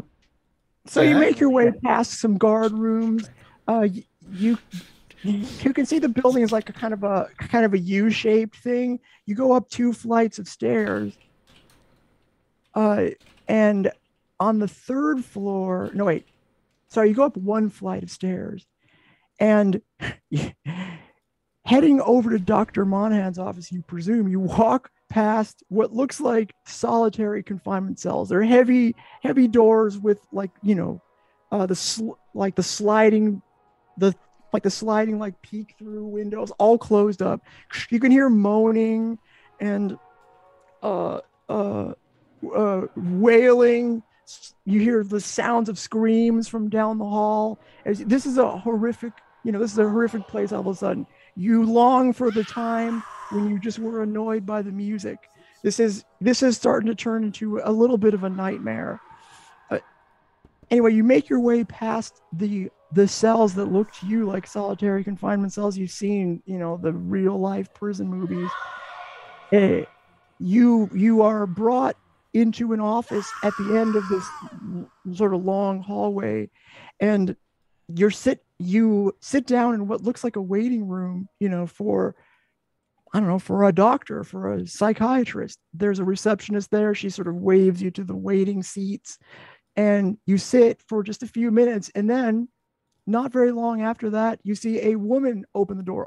Mid-40s, looks very professional, dressed in a smart suit. Slightly graying hair, and she says, I'm Dr. Monahan. I was somehow convinced to meet with you. You are students from the local paper. You want to know about the asylum? Yes. Question. Is this the Esther Monahan from the pictures that we saw? Like, does she look exactly the same as that woman, or like an older version of that woman? Okay, cool. She looks about the same age. Cool. I love it. Immediately. What? That girl looks good. She's 102 years old. And looks whatever her skin secret is, I want to know it. Yeah, I want to know, like, what kind of unless it's wearing faces, that could be a. Well, although being reported, you might also want to know that too. Yeah. Penny, do you want? She motions you to like, come nudge into the office Penny. before you talk anymore. She's like, we should talk in my office. Okay. So you enter the office door. She closes the door behind you. You can see it's a very large. It's kind of swanky. It has, and she has a very large, sort of heavy oak desk.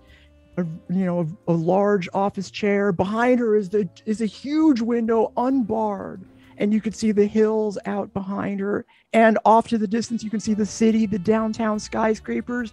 There is suddenly, just out of the corner of your eye when you're sitting down, you look and you see a half-finished kind of skyscraper out in the distance.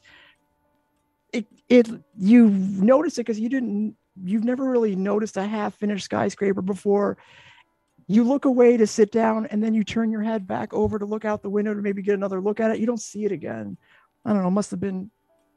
You don't really think about it too much because she sits down behind her desk and says, "Well, so what can I?"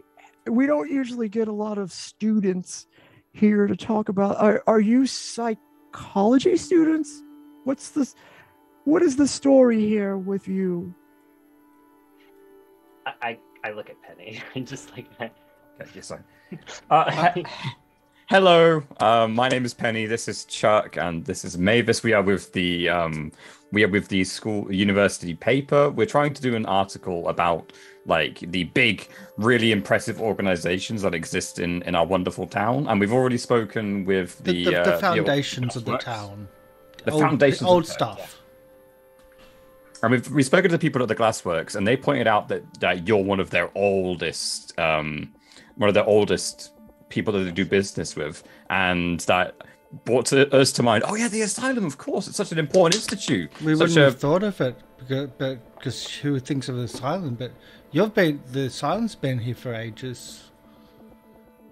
Yeah. So we were hoping to ask you a few questions if you have the time to spare. Obviously, you're a very, very busy woman with very important work to do, and we don't want to take too much of it up. But if you wouldn't mind, we'd love to ask you a few questions.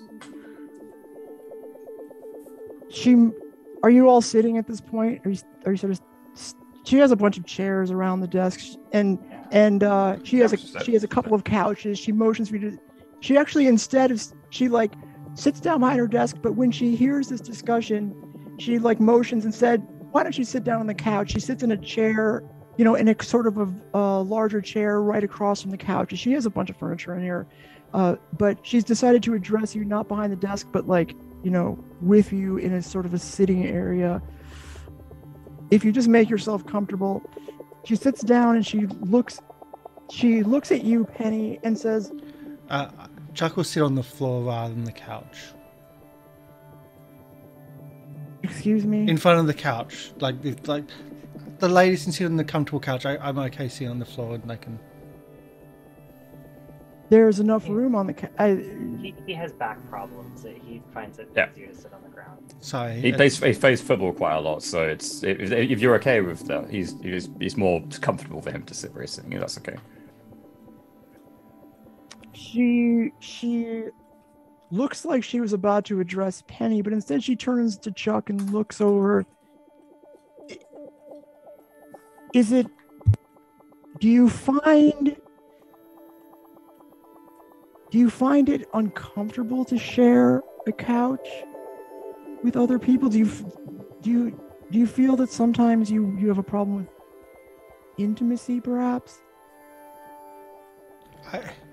I was being chivalrous, and as they say, I get knocked around with my sports stuff. I'm only doing the paper stuff because the coach said that I need more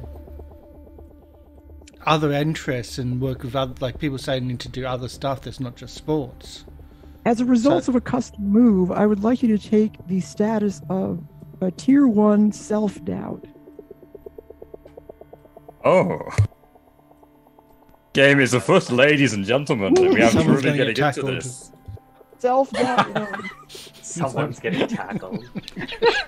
It's going to be us because all those burly guys waiting outside.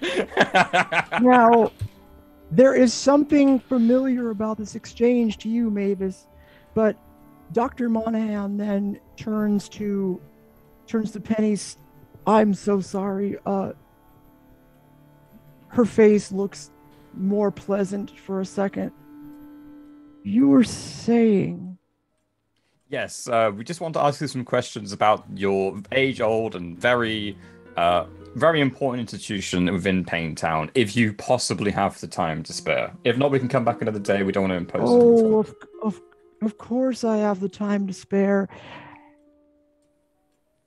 Why do you think you're interested in our asylum here? It's mainly because... Oh, please. I like immediately, I stop her and I go like,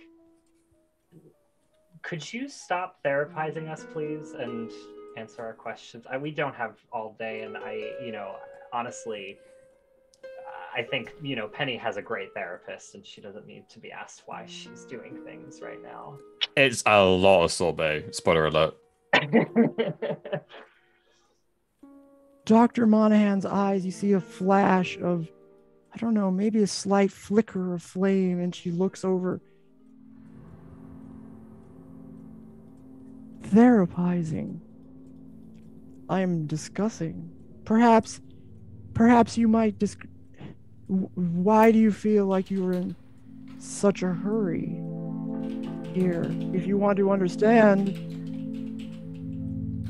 our asylum here. If I may, it's because we haven't experienced an environment like this before, and it's kind of scary first and foremost. But mostly, she is correct. We do have lots of places to see, so there is also like a bit of a time crunch. But again, we are imposing on you, so the ball is you take bad feeling one, both of you. Yeah, that's true. I noticed that she was doing shit, and I was like, not Penny. You're not doing that to Penny. Like, that's not happening. I got a bad feeling about this. A bad feeling one. I've felt this before. Yeah, so I'm gonna say you can, if you want, Mavis. Since this is familiar, I'm gonna let you face danger to see if you can avoid this. Okay. Even though it's a custom move and it's usually an automatic, and you notice that if you stick around her, so like Dr. Monahan is not the same level. You immediately feel the force of her personality in a way that seems far and above what you've seen before, Mavis. Like you're dealing with somebody who could make this way worse. Yeah. She's not actually trying to hide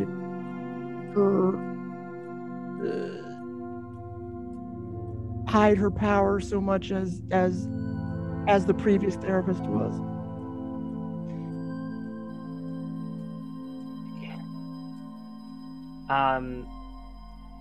And I just... You can face danger or not. Yeah, I want to face danger. I want to do it. I want to do it anyways. So I have unyielding hope and breathing meditation. That's I feel it coming. I will just breathe. I would say kill him with kindness, but that doesn't really... No. I have good judge of character, but those aren't It's really... too late for that. Yeah, face danger. Did it roll? Okay, so you reduce by 1 tier, but it was only a status 1 anyway, or a tier of 1, so you do not take a status. Hold my resolve. Yeah. My depression peace. is my alone. Okay.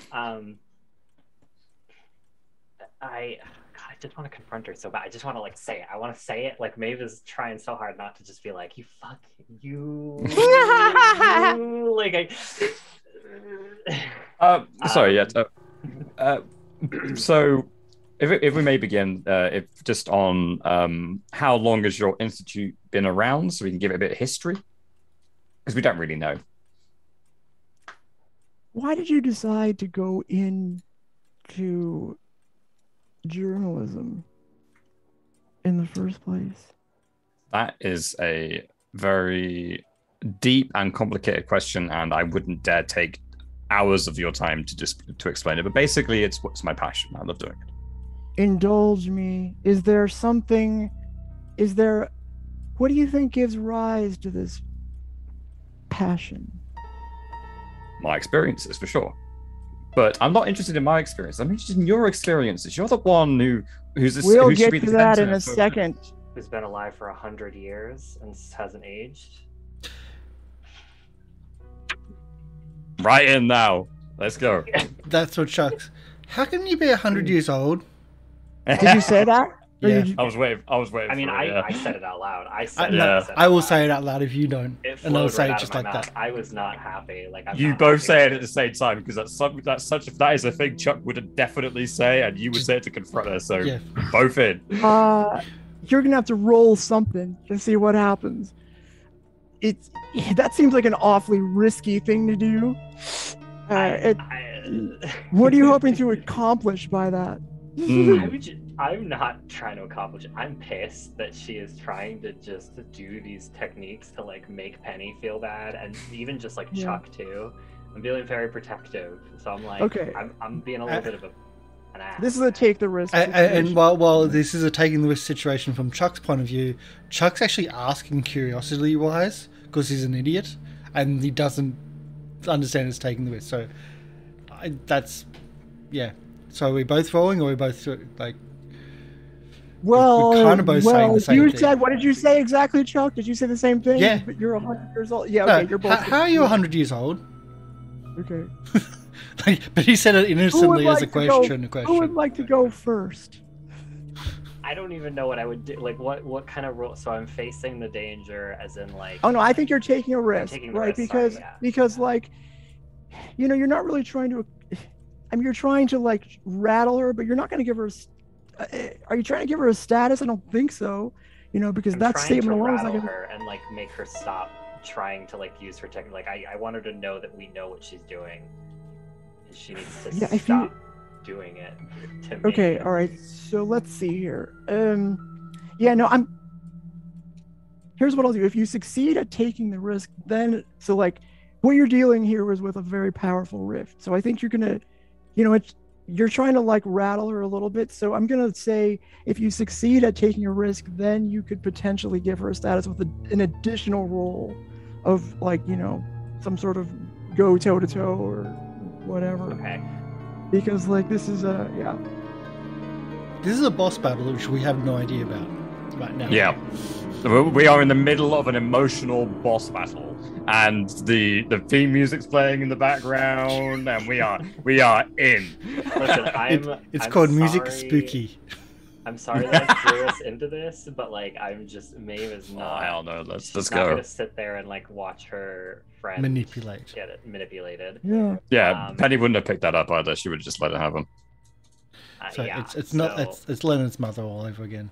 Big Bang Theory. So like what kind of tags Yeah. can I use? Like I'm trying to figure out what I'm doing exactly. I'm just trying to like. I don't think there's a lot. Like this is No. sort of I'm an just being an insane ass. thing to do. You're just making the statement. I know how old you are. Yeah, you're sort of giving stop your- what you're up to. You're giving it all away. So like that could work, but it's I don't know how it does. I don't have anything intimidating wise, so I'm gonna flat roll it, and we're just Alright. gonna Yeah. go. We're gonna go. And for for it. those that don't know the Okay. system, flat rolling, we don't have a bonus. Chat dice. Yeah, but hold on a second got because any? you're dealing with somebody who is not necessarily going to. Well, I'll let you flat roll this one. And Have then you, I'm have you going got a to chat attach- dice? We I'm got gonna we got a attach- subscription, which means you get one. I already I'm used going to it. attach a status if you succeed at this one. Okay. If you, I will take a risk. Ah! Well, I liked Maeve. I did like her. just we're got not- character. we'll see. We just got the artwork. I know we just got the artwork. So she doesn't respond with the fury or anger you would expect. Instead, she says, "Oh, dear, you have been misinformed." She reaches over, touches you on your knee, and you shudder with the type, you now think back to all the times you saw your reflection over the last couple of days, how terrible you feel, how all of a sudden the things that came up during your session with the other psychologists have come to the surface. You think back and you have regret for what you just did, but not just that, you have regret for things that you have not thought of in years, and you feel like these people are now worse off that you have joined them. You take self-hatred 4. 4. That's the level of power you're dealing with here. Right. Now, Chuck, you know, she just touches you, doesn't say a whole lot. I All don't of a even sudden, get you're to roll. shaken up. You're Thanks. just staring now. Chuck, you get to roll. Thank you. I was like, she just touches me. I'm like, I'm gone. No. You're dead. Bye. I'm going to use my thick skin, as in thick brain skin is when I'm casting that, as if the GM allows. And foolhardy gets me into trouble. I'm just cancelling it out. Okay. It's very appropriate, yeah. Because he's just stupidly doing something here right now. Oh, you this And a chat dice. Thank you, chat. Thank you for the subscription. That's all I can think of I can do. Now, which then if you essentially- succeed, that just means you get another roll. It doesn't mean that anything good happens. No, it doesn't. Anything, yeah. Okay. There's nothing that I can do. But I just say, yay. But yeah, that's the whole thing. Am I facing danger? Yeah. Yeah. No, you're taking the risk. Taking the risk. Okay. I was generally asking a question, but it's just in the most stupid and risky situation. Okay. Now, keep in mind. Now, I will add this. I've given you the self-hatred 4 as a result of a miss, but something about her tells you that she's able to make you feel that at will, essentially.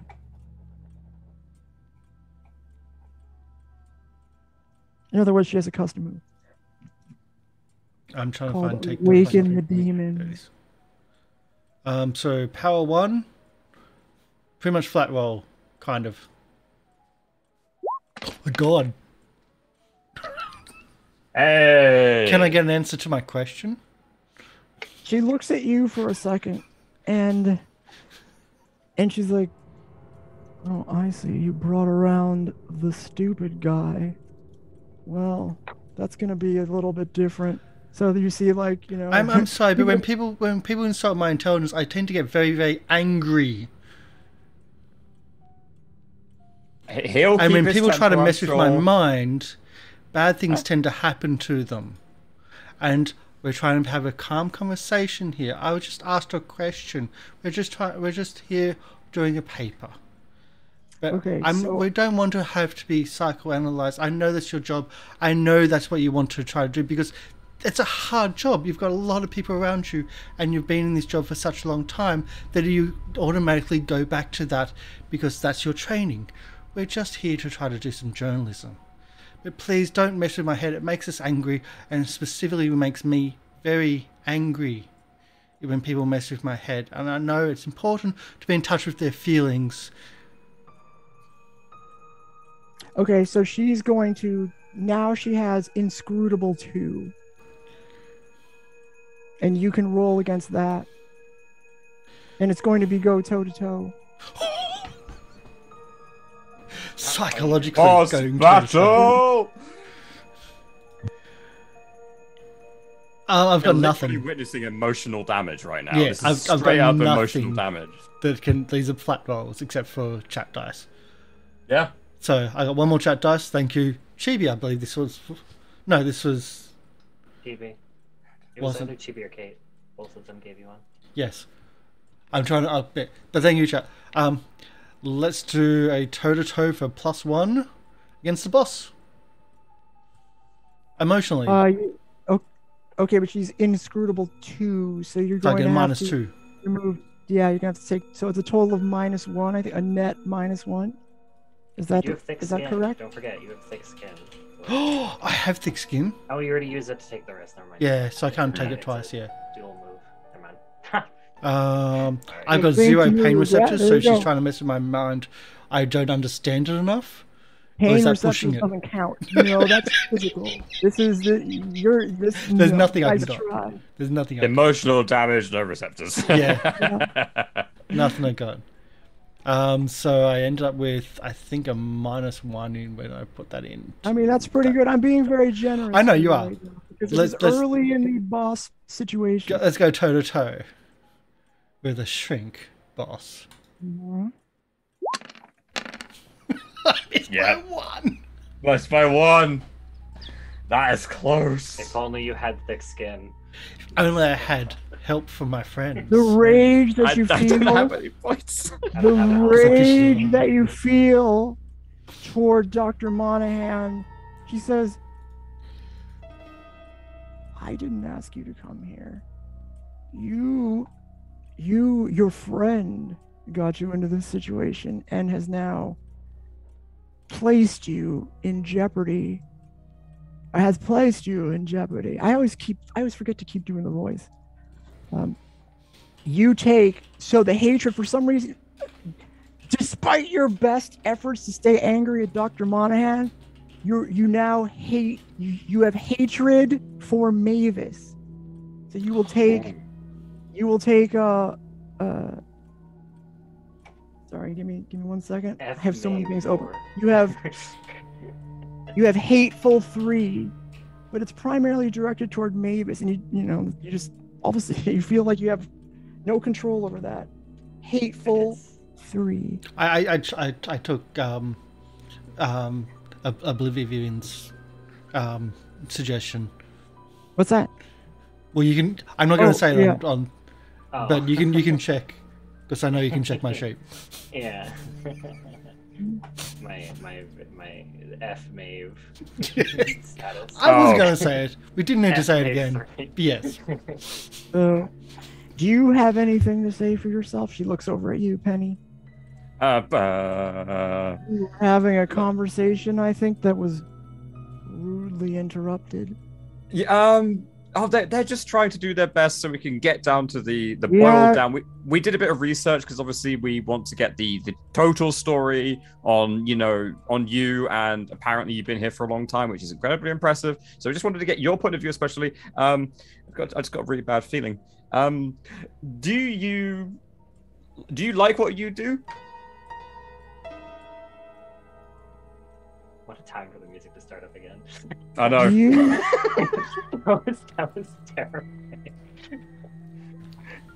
Saying it very nervously now. Yeah. A long pause follows your question, and it's quiet. It's super uncomfortable that she doesn't answer right away.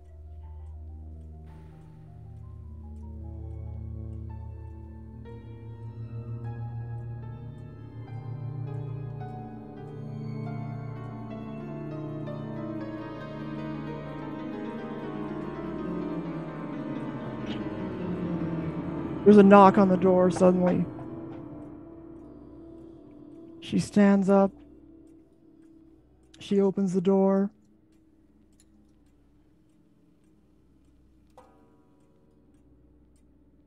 A couple orderlies come in. While she's distracted, I'm going to attempt to sneak a photograph of the area we're in. I've got it Okay. holding down, so just clicking the button. Roll sneak around. Sorry, I didn't want to jump in, but this is the perfect opportunity. I won't even charge you with watchful 1 because it was such a clever time to do that. Okay. Snooping around seems to be relevant. Tracking, because I'm keeping an eye on her. Aware of every tiny moment, same reason. I haven't used these before. So I got power of 3. Let me know.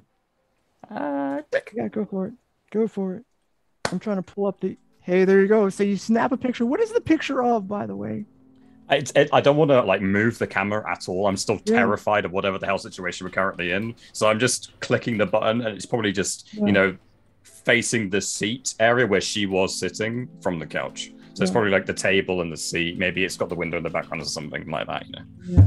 So she lets in a few, a handful of orderlies, shall we say, that just sort of come into the room. They just sort of hang out by the way. She closes the door again, sits down, looks at you again, Penny, and said, "I'm sorry, I forgot your question."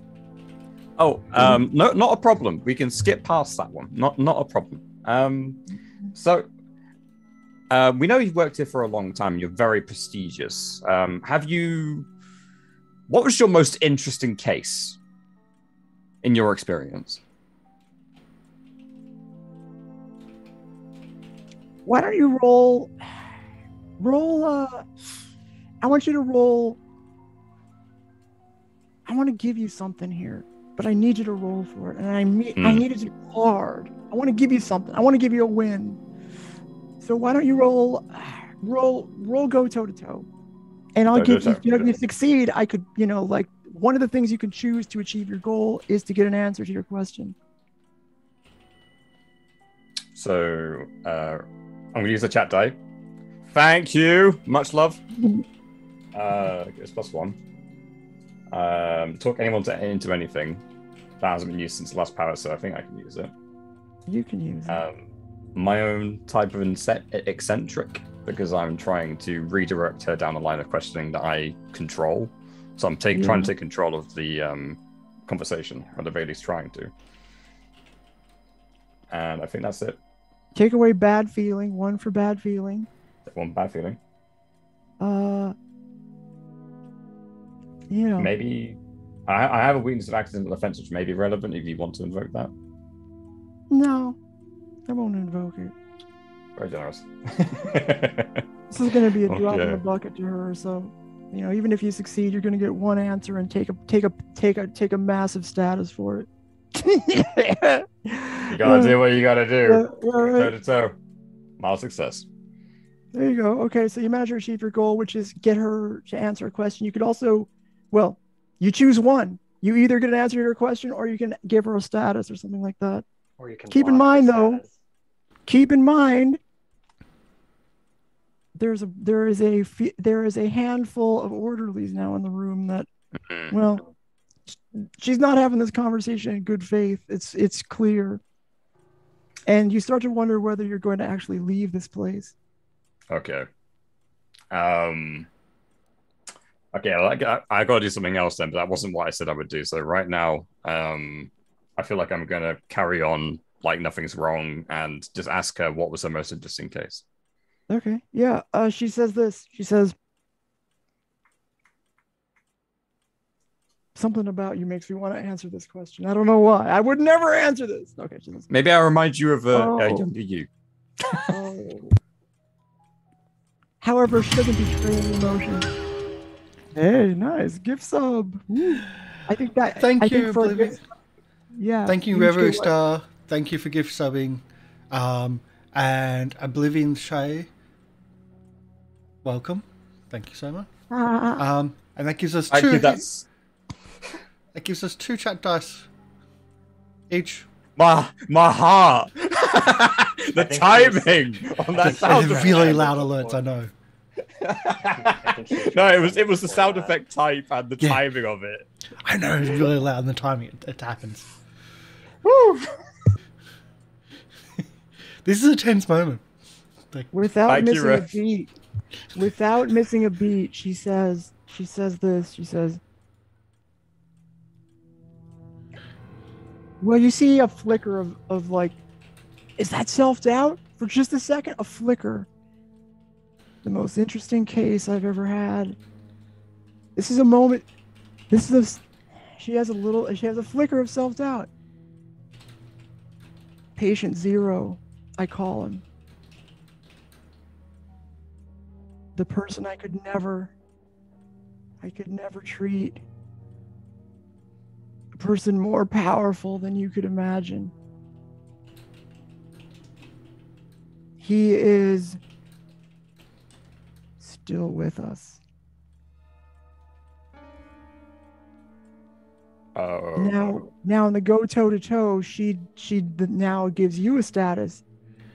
In return, you take the information, but you crumble in the face of her sort of scrutiny, and you also take self-hatred for. You're like, what am I doing? This is not gonna happen. This is a bad place to be. This, oh god, oh Yeah. god. Why did I take us here? This is terrible.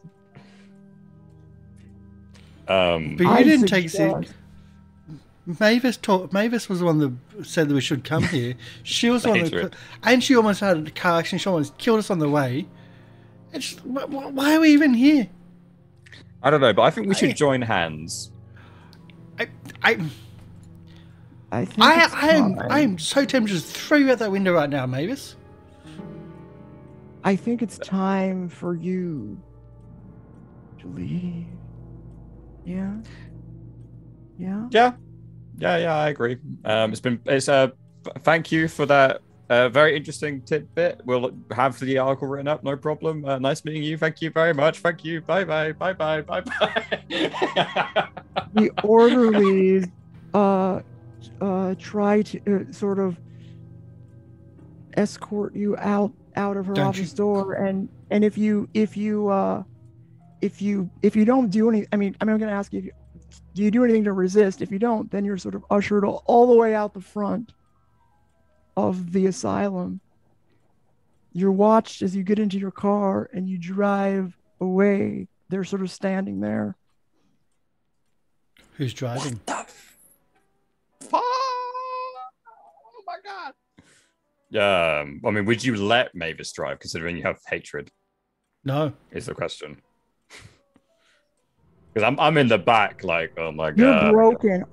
All of you feel broken psychologically by this. Like this is not good. So you have been doing this casework, because you've felt these powers that you've tried to explore, and you've learned a lot about the city. You have defeated some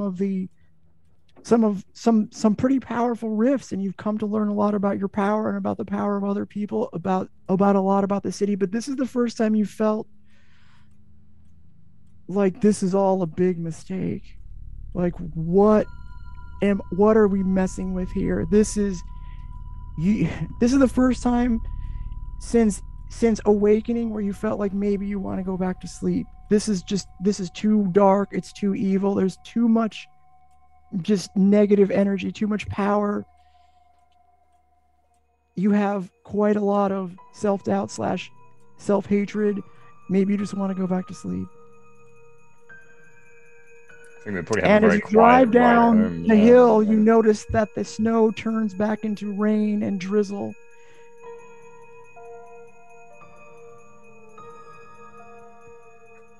I slowly creep the car down the hill. Safely. We're all just quiet, somber, maybe, in an attempt to make us feel better, paying attention to the radio, but it ends up playing Linkin Park, and we all... And everybody's time is ruined. And at the bottom of the hill, I just turn out. Oh. Me as well? Out. Okay. Yeah. Why wouldn't you want out? I'm a terrible person to be around. Of course you want out. Yeah, I'll get out. Yeah. Yeah, I didn't even care. Like, the second he said it, I just got out of the car. I'm not even really thinking about what... He does make sure there's a cell reception to call an Uber or taxi or whatever. But, yeah. And he drives...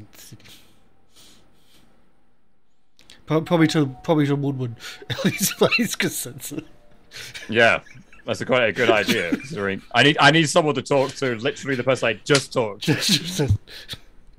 What would I you don't like think to we're do going. now? I really don't think we're going to the Glassworks tonight. Nope. Nope, that ain't happening. No. This is gonna take some. It's gonna take some fixing. Damn shrinks.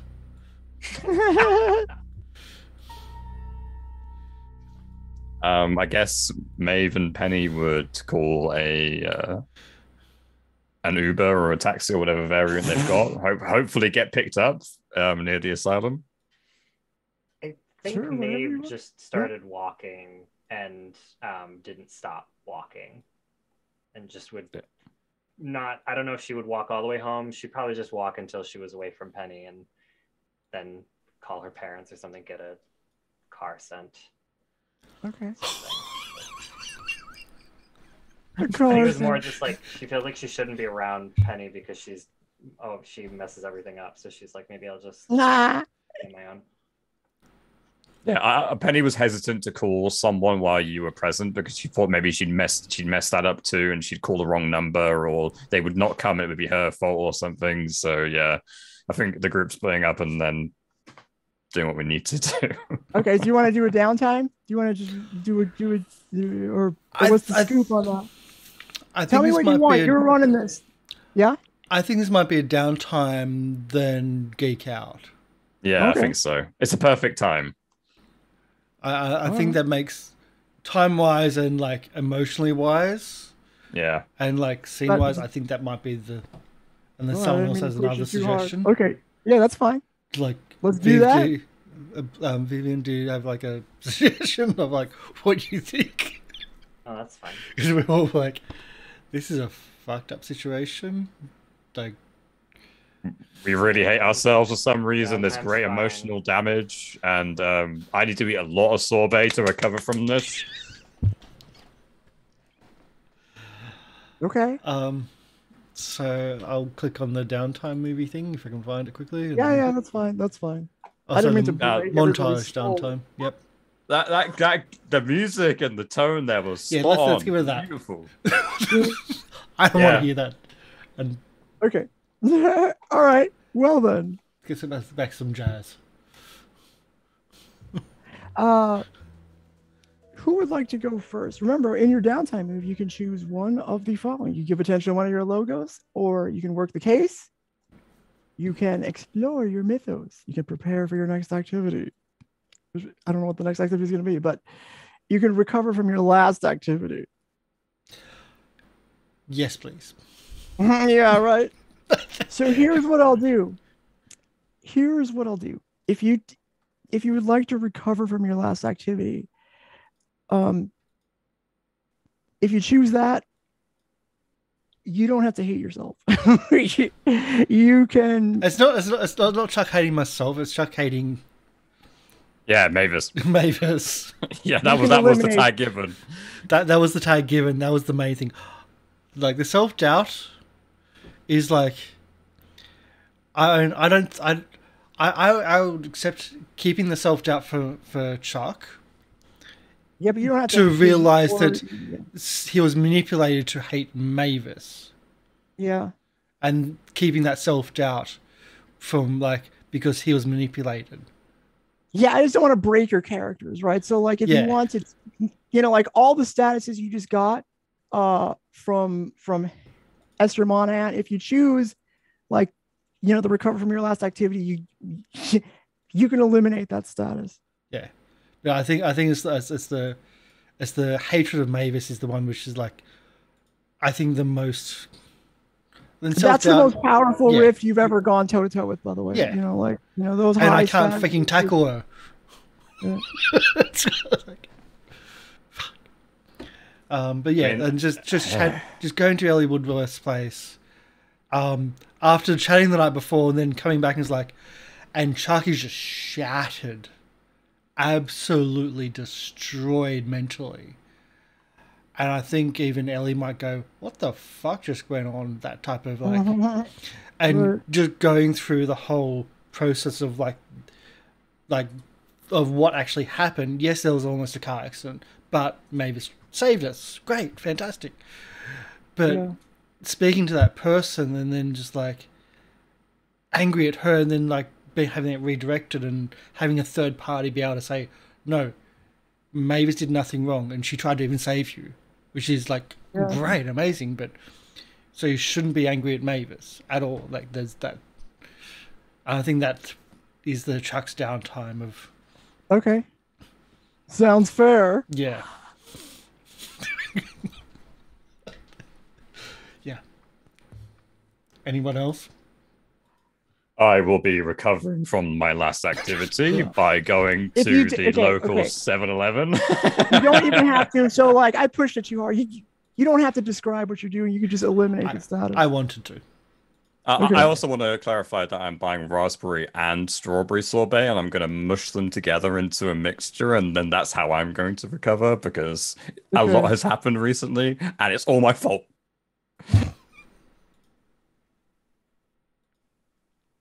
Yeah, I actually want to take attention on. No, I'm kidding. No, I'm definitely going to reduce my set. I'm used to self-hatred. I love self-hatred. This is It's my just jam. poetry for you. It's more poetry. Yeah, I think Maeve just starts like writing a lot of poetry, like a lot. It spends all night doing that. So And in the morning, the bulletin boards that you posted to, like, oh my god, this is amazing. I gotta go back and have her do this to me again, because this is the best poetry I've written. This comes from a very real place. It's so deep and real. Yeah. Yeah, that's it. That's all I do. So. Okay. I still have bad feeling one. Is that also recovered from devouring a monstrous amount of raspberry and strawberry sorbet? Or I mean, if you want to get rid of whatever statuses you want, like I broke you too hard today. No, it was good. No, you didn't. It was added the exact right amount of pressure. Didn't break me harder. I deserve to be broken. Okay. All right. Well, I'm gonna let you decide what statuses you want to keep for next time, and we could do geek out during the credits. Choose whatever geek out during the credits option you want, and also tell us who you are and where we can find you. I will start with me so you have time to think about it. When you geek out during the credits, I'm going to ask that you choose one of the three options. You could answer the question, how has the crew grown this session? Or which character had the most meaningful interaction with your character this session? Or which of your themes is under the most strain? If it collapses, which new aspect of it will show up in its place? My name is Polly. I played the MC. I played the MC a little too hard today. You can find me at twitch.tv/polypeople. I stream all the time. I'm also here tomorrow playing a guard sale. The end. Now, who would like to go next? If you have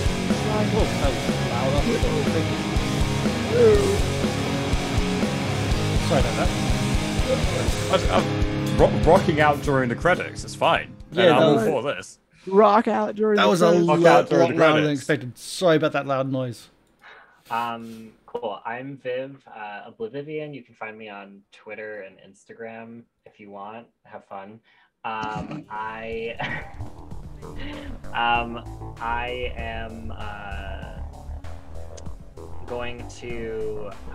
I'm gonna probably take a help point for Penny again. I always do that, but like I feel like me and Penny always have really good interactions. Even before this happened, it was like I was also standing up for Penny during that scene. That's why I immediately called her out. So that was Right. Yeah. I feel like that makes sense. Yeah, no, I mean, it makes sense. It's just, oof. You know, like the calling somebody, like that was just. It was wrong really person dumb, to but try- like it was not. It was not thought out. It was just like stop hurting my Fine. friend. So. Yeah, no, I think you played that how it would have happened. And yeah, I'm here every Sunday. So. Nice. Thank you. Hello, everybody. Hello. Hello, my name is Paul. I like to stream around. I'm on various D&D and other TTRPG streams because it's fun and you get to view with your compatriots the sheer insanity about being put into an asylum with lots of glass and other things. And be scared when someone subscribes, adding to the effect of the experience. I play with DM Gallibond over at Gallibond on Twitch TV. I play with some guys over at Gaijin Games, again on Twitch TV. Gaijin, like a Japanese word. And I also play over at the Action Sturge, with like a sturgeon. Sturge. They're all on Twitch and they're all on YouTube. They all have fantastic archives as well on YouTube if you want to check them out. But, you know, obviously, same time, same bad place, same bad time next week. I think for me, I definitely have two choices here, and they're both equally important, but I have to agree. I feel like Mavis really showed up today with the interactions and with the bubble around the car and everything else like that. Like in Penny's mind, you know, that was definitely the most powerful interaction, and I feel like that probably trumps what I was thinking of. So yeah, help point for Mavis because just of all the synergy and the fact she was able to bring such power to the table as well, which saved our lives possibly. We do this every time. And then we use the help point the next time, and then we're like, immediately I'm gonna give a help point to Penny, and we give a help point to me. And then Chuck's left. Yep, and then I'm left by myself, out by myself, and I'll give a hope point to one of you because. Yeah, that's fair. Yeah. I think I know who. Yeah, which is going to be how this works out again. Yeah. So hi, my name's Karsh Goblin. Well, you know where to find me. I'm here. It's simple as that part. Tomorrow we don't have a guard's tale, but we do have something. We have Jade Chronicles. For me, it's like I'm going to give a hurt point, but in a loving way, to Mavis. Not for causing us. Teammates with hurt points. Not for causing us, like not for taking us to that thing or whatever, but for taking over Chuck's driving because he's driving too softly and too safe. Oh yeah. That was the biggest insult right there. Because you haven't been here right from the start. Even Paul's not been here right from the start. But Chuck's never been allowed to drive. Never. They would not allow me to drive. So I wanted to showcase that I could, and I was going to do it super, super slowly. And you took over and we almost had an accident. But if you didn't take over, Chuck would have been the one having the accident. But it's a hurt point, but in a loving way. Okay, that's 2 of my teammates with hurt points. That means that I am the problem child. Hello, everyone. It's me, the problem child. This is why I'm out of myself a status of problem child and self-hatred. This is why my parents pay my bills. Like, they don't deal with me. Anyways. Yes, it did stop Chuck from having the accident, which means he'll never get a drive again. But now I can blame you for that when Corvus comes back. Never say never. You mean you've hotwired a car once? It's in your repertoire now. That was the MC. That was the MC. Yeah, I know. And it's I in was your walking repertoire to now. the thing. Like I was just gonna walk or jog or whatever. But yeah, I think that's everything. We're gonna be raiding Vorpal Tales. We've raided them before. They're playing Cult. Cult is a darker game. Probably not as dark as this, but this was pretty dark today with psychological manipulation. MLP, please do not sucked all the energy out of the room. Yeah. No, No, that don't. was It was great. we're dealing with a shrink. Okay. So when I started circus stuff, I used to work with a guy who was a magician. His parents were shrinks. He was the best at psychologically manipulating someone to do something. Oh yeah. Like, because he knows how to work a crowd, he knows how to work someone, knows how to get someone to do exactly what he wants. And he was like, that's manipulation is a thing. It's part of what I used to do as circus. It's really fun to do, but on the other end, in like this supernatural side of thing, fucking scary. So it was yeah. The weather effect, the sound effects on Karsh, in fact, Sound effects really added a lot. Yeah. And it was the whole sound effects. Usually that doesn't affect me, but it did. It was really even more annoying. You're the one doing it. I'm usually okay with the sound effects on myself, but no, that really, that wasn't good. Amazing session, thank you. Yeah, Okay, thank you, Polly. That was really fun, scary, Well fun, done. disturbing. We're going to be raiding Cult. Oh, sorry, we're going to be raiding Vorpal Tales. They're on break. Quickly, we're going to raid someone else. Who can we do? No, they're Portuguese. No, that's another language. That doesn't look like another language. Okay, the Thalgor. Let's do that. The Adventures of Falgor, raid awaits. Yeah, let's get this. I have no idea. Let's do this. Thank you everyone for coming in. Thank you for the sports. Thank you for the raid. Oh, sorry, not for raid. For the redemptions. Subscriptions. For the subscription, and for the gift subscription on top of that. That's really like thank you every star for not just subscribing but also doing a gift subscription. That's huge. Thank you so much. And yeah, let's do this raid. Sorry. Let's go. Oh, and Bye. the artwork's Hideki Chibi. Check out bestokecc.com.au. Bye. Okay. Bye.